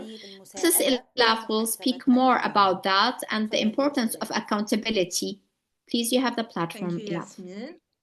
Good evening, and thank you to ESOHR for convening this discussion and bringing us together. My name is Ilaf Kassab, and I'm the MENA Human Rights Advisor at the World Organization Against Torture. And tonight I want to focus on one point. Torture in Saudi Arabia remains systematic because accountability is structurally impossible. So, as some of you may know, the next review of Saudi Arabia by the UN Committee Against Torture is coming. The government will present its polished list of reforms, training programs, legislative amendments, new oversight bodies, and some of these steps may look like progress on paper, but none of it touches the core issue, which is the absence of a system that can investigate, prosecute, and sanction torture. This hasn't changed since Saudi Arabia's last review in 2016, despite a decade of claims, announcements, and reform narratives. Real reform requires more than workshops and institutional renaming. It requires political decisions that redistribute power. It requires opening the detention system to independent scrutiny, and it requires acknowledging past abuses rather than denying them. When we look at torture in Saudi Arabia over the last decade, the problem is not only the persistence of violations. It's the legal and institutional architecture that keeps those violations shielded from any form of accountability. The Committee Against Torture made this explicit in its list of issues prior to reporting in 2022. They ask the government a simple but fundamental question. Does Saudi Arabia intend to introduce a definition of torture that complies with Article 1 of the Convention, and if so, according to what timeline? The question was necessary because to this day, Saudi legislation does not define torture as a distinct, standalone crime. Instead, prosecutors rely on vague discretionary offenses under the counterterrorism law, the Criminal Procedure Code, or on Royal Decree number 43 of 1958. This is not a technicality, because when torture is prosecuted merely as ill treatment or coercion, it fails to reflect the gravity of the crime or to trigger the appropriate penalties required by Article 4 of the Convention. It never reaches the individuals who ordered, authorized, or oversaw the abuse. Another core issue is the absence of basic legal safeguards at the moment of arrest. The committee asked the state to explain why detainees can be held without charge for 6 months to a year under the counterterrorism law, and kept without access to family or legal counsel for up to 3 months, with possible indefinite extensions. These practices create the environment within which torture thrives. The committee also raised concerns about secret or unacknowledged places of detention and the roles played by Al-Mabihith, the State Security Presidency, and the Commission for the Promotion of Virtue and the Prevention of Vice in arbitrary detention, enforced disappearances, and torture cases. They asked whether any independent investigations had ever been opened into these allegations, but the state has provided no evidence that such investigations exist.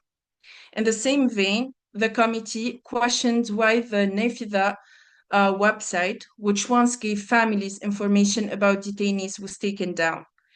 And the 2024 periodic report provides no credible explanation.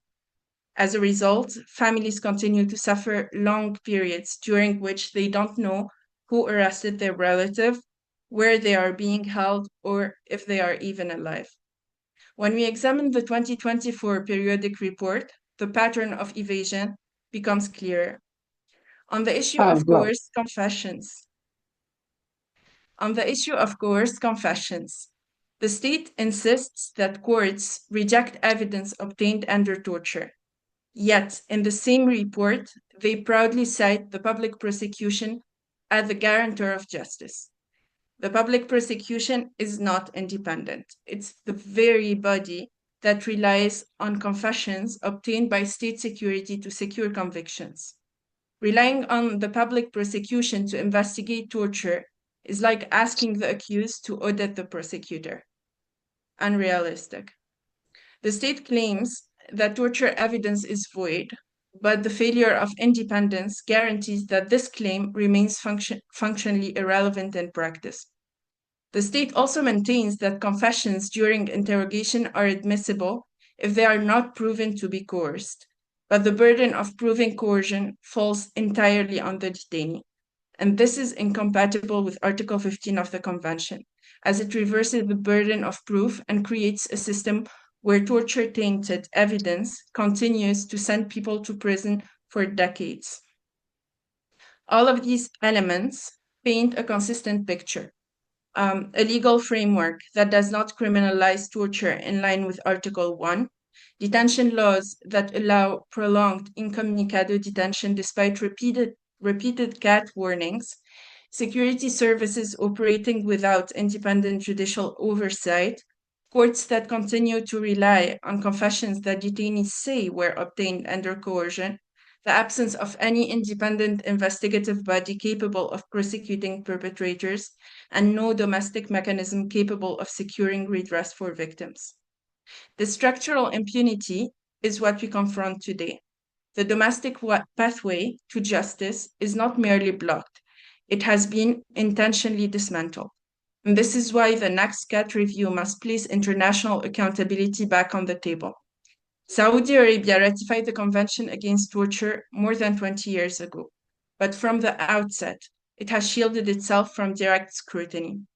the state entered a reservation to Article 20 on the inquiry procedure, which means that the committee cannot launch an investigation into systemic torture, even where credible information exists.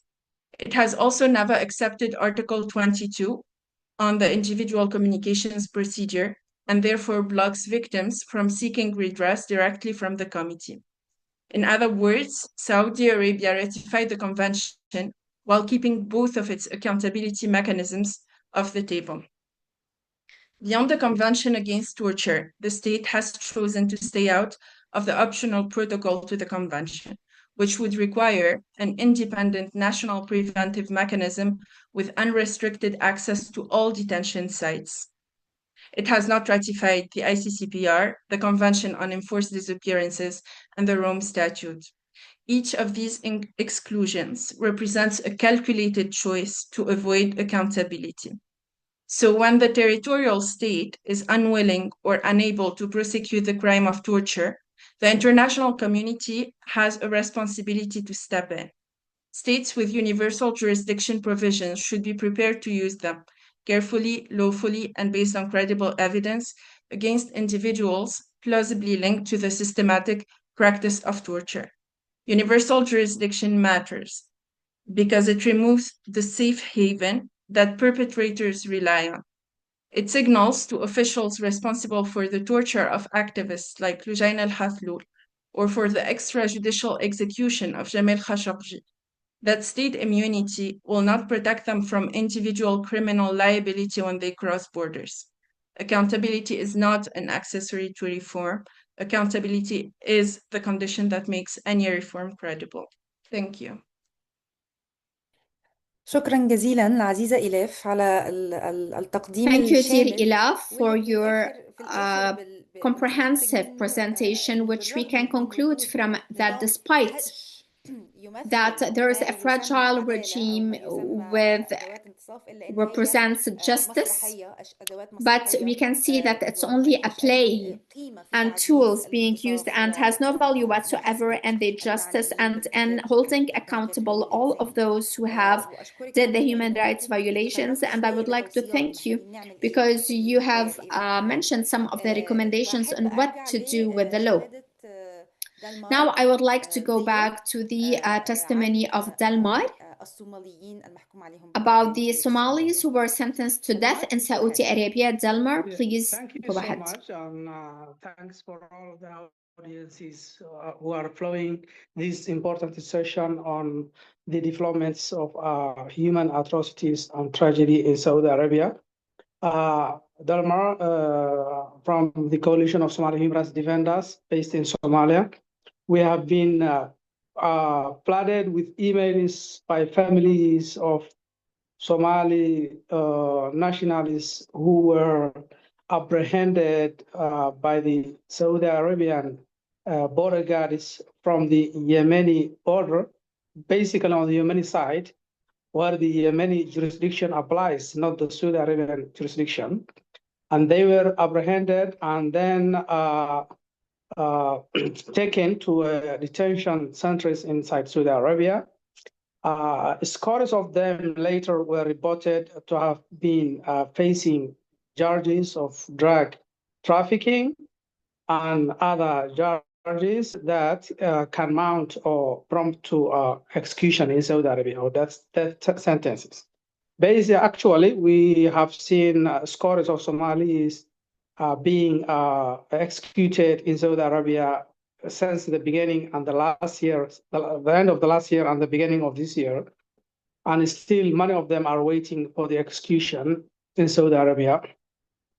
So one of the most interesting things that families that have approached us to speak to you was that a family whose relative or member of family has been one of those people who were executed in Saudi Arabia has never been even before seen any drug. He has been a camel header. He has been living in the rural areas where people even hardly hear about hashish or any other drug.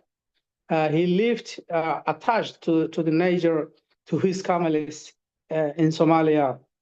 And then when he went there, when he was accused of hashish and other drugs, he even didn't know what that means at all. And the families, he contacted his family. He got the last chance to call his family. And then his last words to his father was, "My father, I should not see you.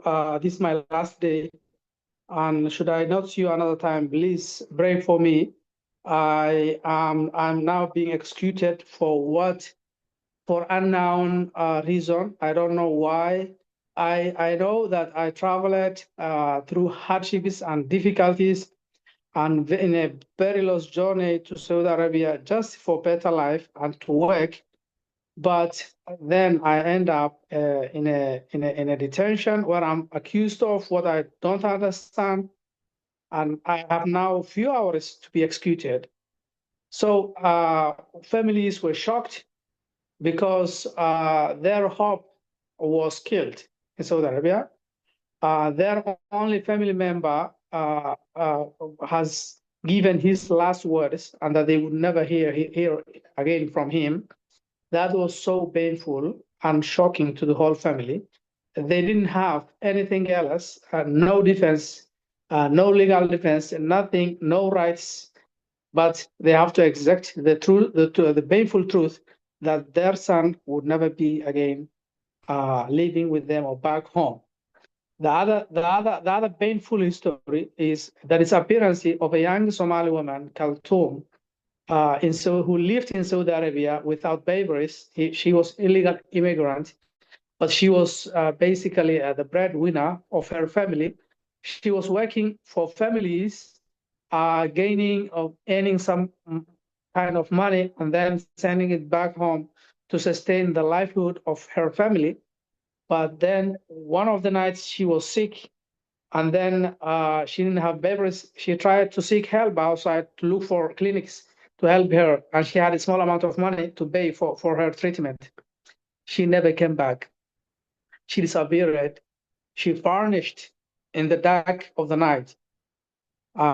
We believe, most of the people who looked for her believe that she vanished because they believe that she was murdered. For a reason, maybe it could be forced or organ harvesting. It could be another reason, but she vanished. Nobody has ever seen her again since 2022, 3 years ago.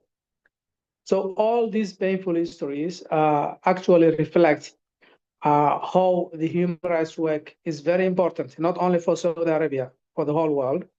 We are in a world that's transitioning through a difficult time, where the rhetoric of hardliners and far-right extremists is even also visible on the Twitter. The hatred they are just spreading, and then that really kills the hope for human rights to be upheld.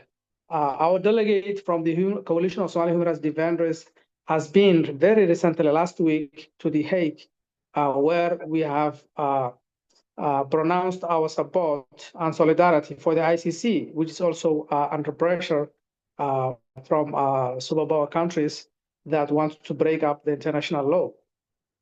So let alone them to pressure Saudi Arabia to stop such executions. So this is the time we all need to stand for solidarity, for human rights, and for victims, for those victims who died without voices. Their voices remain unheard. They died with their voices. The only voice we hear is from their families, their last echoes through their families. Really, it's really painful. It's very shocking. But we will not be disappointed because hope dies last. As long as we live, we have to push harder to improve human rights throughout the world. We have to make the world safer, because upholding justice and human rights is what makes the world peaceful and flourishing. Without upholding human rights and justice, I think regimes like the one in Saudi Arabia and also North Korea or any other dictator regimes would continue to have a free hand in violating human rights in the way they want. We would see not only Somali Kamal Harris being executed, but also many Khashoggis being people killed in the style of Khashoggi, journalists, human rights defenders being haunted and targeted in their own homes and accommodations. So, but being together and unifying our voices, we remain strong and we send a strong message to the world and to those who think they may escape without accountability. Thank you so much. Thank you so much, Dear Dalmar, for your touching testimony. أشكرك يا عزيزي على كلماتك المؤثرة. Thank you for يعني your لنا touching 5 دقائق في نهاية testimony, and الحوار، we ولدي still have العديد 5 more من minutes, الأسئلة and we have some يعني of في urgent سؤال questions. منهم واللي توجه لي من A question from Nahum, للنقاش from those عن who are أساليب الضغط على following the السعودية discussion وغيرها من on how الدول. to pressure Saudi بالضبط Arabia and الرئيس other لما كان countries. بيدي Diplomatic نتيجة pressure وكنا بنشوف doesn't تقدم، always ولكن come with يبدو an أن هذه outcome. مرحلة لا ينفع معها However, الضغط it الدبلوماسي على appears that in السعودية. this phase, diplomatic وأحب أعرف pressure منكم إيه هي won't be الطريقة beneficial. الأفضل So I would للوضع like to know للعمل what على is الوضع the الحقوقي best الحالي. way to وأحب work on the إني human أطلب من rights الدكتورة مضاوي field. So I would رشيد like معنا to شكرا أول ask الجلسة Dr. Madawi إن هي Arashid تشاركنا أفكارها to حول share هذا with us الموضوع her وأي opinion أفكار on أخرى this يعني and any خذلنا الوقت other في إن إحنا نسمعها من حضرتك interventions أو للجلسة. نعم about any other ideas. First of all, thank you so much for this conference, which was in the right time. And thank you for organizing it, especially the European Saudi Organization for Human Rights. I have some remarks, and a part of my remarks would answer your question. Actually, all of the participants gave us a panoramic scenery about the tragic human rights reality to an extent that the cases and that were presented, we really remember the persons. Some of us know them. They were imprisoned and never left. We communicated with some of them personally. I communicated with some of the personalities of some of the persons, and I remember even outside,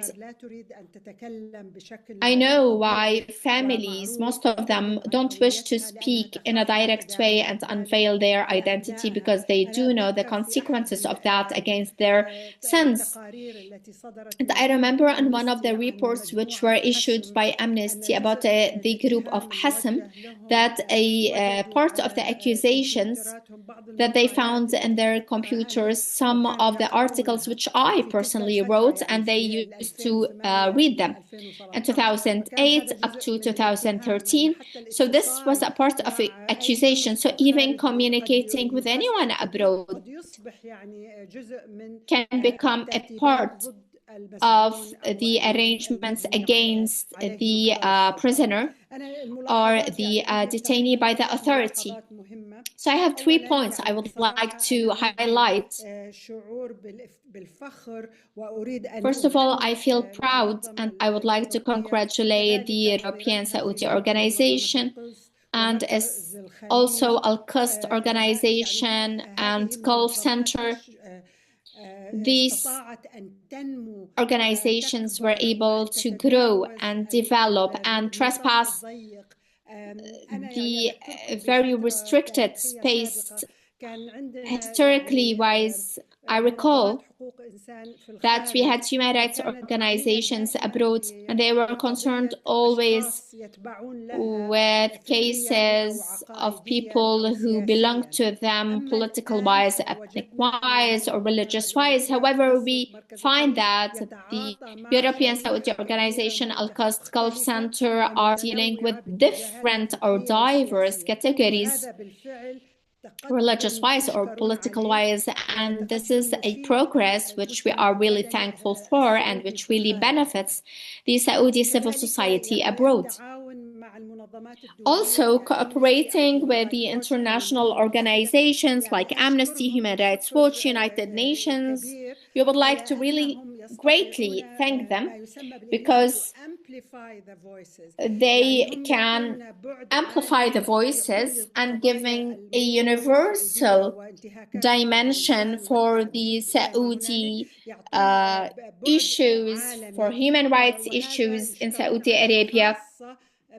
And we are really thankful for this, especially after the delinquency of the Western governments and how they dealt with the human rights file, especially in Saudi Arabia. We do know that policy has, or politics has its ways and tools, and now they are neglecting the human rights issue and considering it an internal issue which they shouldn't interfere with. But let's ask, what will these governments do if one of their citizens will be imprisoned in Saudi Arabia and being tortured there? We found a lot of cases 20 years ago. We can find like Britons who are accused with making alcohol, they are being imprisoned, but with the UK government pressure, it's giving outcomes and they would be set free. But any citizen who doesn't have any offshore dimension, they can do nothing. So activating this work has happened recently, like a month or a month ago.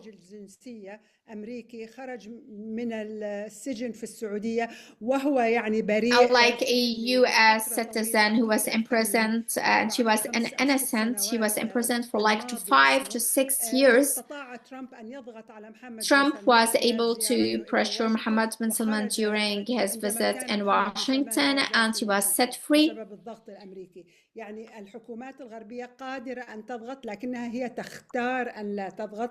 So the Western governments are able to exercise pressure, but they choose not to do so, only with what suits their own interests. So the international community and the Western governments should amplify the voices. And we thank them for that. The common work, the common efforts, I think one of the pressure means are lobbying, which if it cannot happen in Western governments, which have common interests, like selling weapons or exchanging technology or exporting technology. So the civil society, the human rights society, Saudi society, or international organizations like Amnesty or others should direct the pressure against the foreign companies who invest in Saudi Arabia or who work in Saudi Arabia. Let's not forget that Saudi Arabia wants to or intends to build special buildings, especially for the World Soccer. And we do know that these tasks are always related to violations for the workers' human rights. And we noticed what happened in the last World Cup in Qatar, and there was a big number who work in construction who die on a daily basis because the work circumstances are not safe or are not good. And that's what will happen in Saudi Arabia. So we should focus a pressure on the companies, especially those which are called public companies, and to have people who contribute or invest in them. In addition to the banks which fund these projects, we found that the development plan and the Vision 2030, it's related to expanding the art, the cinema, the theater, and bringing the foreign artists and those who make music. So exercising pressure on these and highlighting this before their visits to Saudi Arabia led in the past that some of the artists canceled their visits to Saudi Arabia. Also, the international sports, they depend on golf, on wrestling, on Formula One, etc. So highlighting all of these platforms and these artistic institutions which go to Saudi Arabia for profits. So this can actually influence the audience of these and probably make them think twice if they wanted to go to Saudi Arabia and doing any of these events or celebrations. The artists, banks, companies, in addition to the Western governments, until today, we didn't find any government capable of pressuring Saudi Arabia, and Saudi Arabia, of course, have the money to face all of this with money when it prevented Canadians from investing in Saudi Arabia, prevented them from having visas and expelled them. This shouldn't make us stop exercising pressure and saying no hope. Of course, there is hope, and there are cases when Saudi Arabia would set free the detainees, and this is thanks to the efforts being exercised.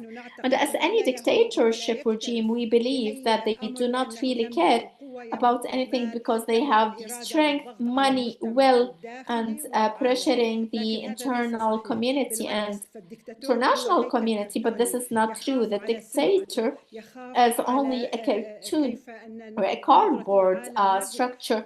They are afraid of falsifying their reputation around the people. If this wasn't the truth, then they wouldn't try to whitewash and create an isolating wall which no one can breach, especially like visiting the legal institutions for the prisons or punishing or sanctioning over a tweet or a photo which a migrant, or why would you do that? Why would he sanction because he has an aura which and an image, a pink image, which they want to preserve. So they are really afraid to preserve their reputation, and they're not as strong as they try to show. A final point, and I would conclude,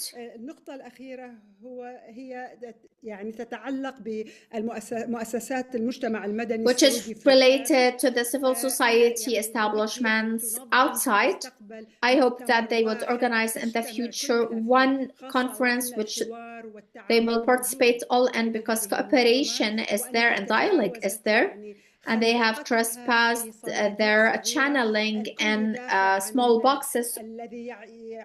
Everyone now defends what they consider a part of their ethnic, religious, tribal ideology. So if they all meet, this would be a victory for the civil society of human rights in Saudi Arabia and in Arab world. Thank you so much, Dr. Madawi, and this was the best conclusion. I wanted to hear your remarks, but tomorrow we will have a day 2 of this discussion. Thank you all, and I hope that you will open the cameras because we want to take a group photo.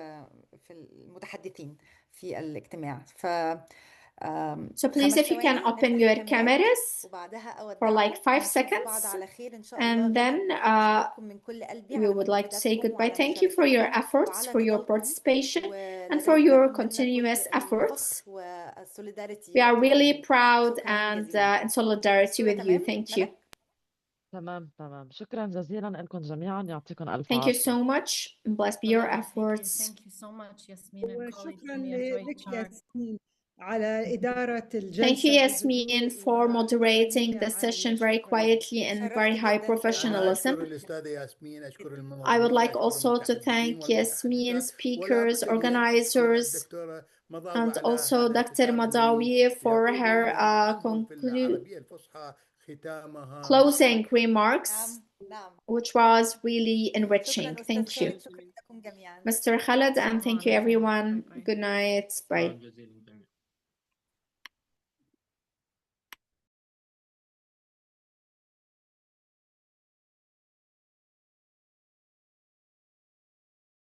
شكرا يا فاضل.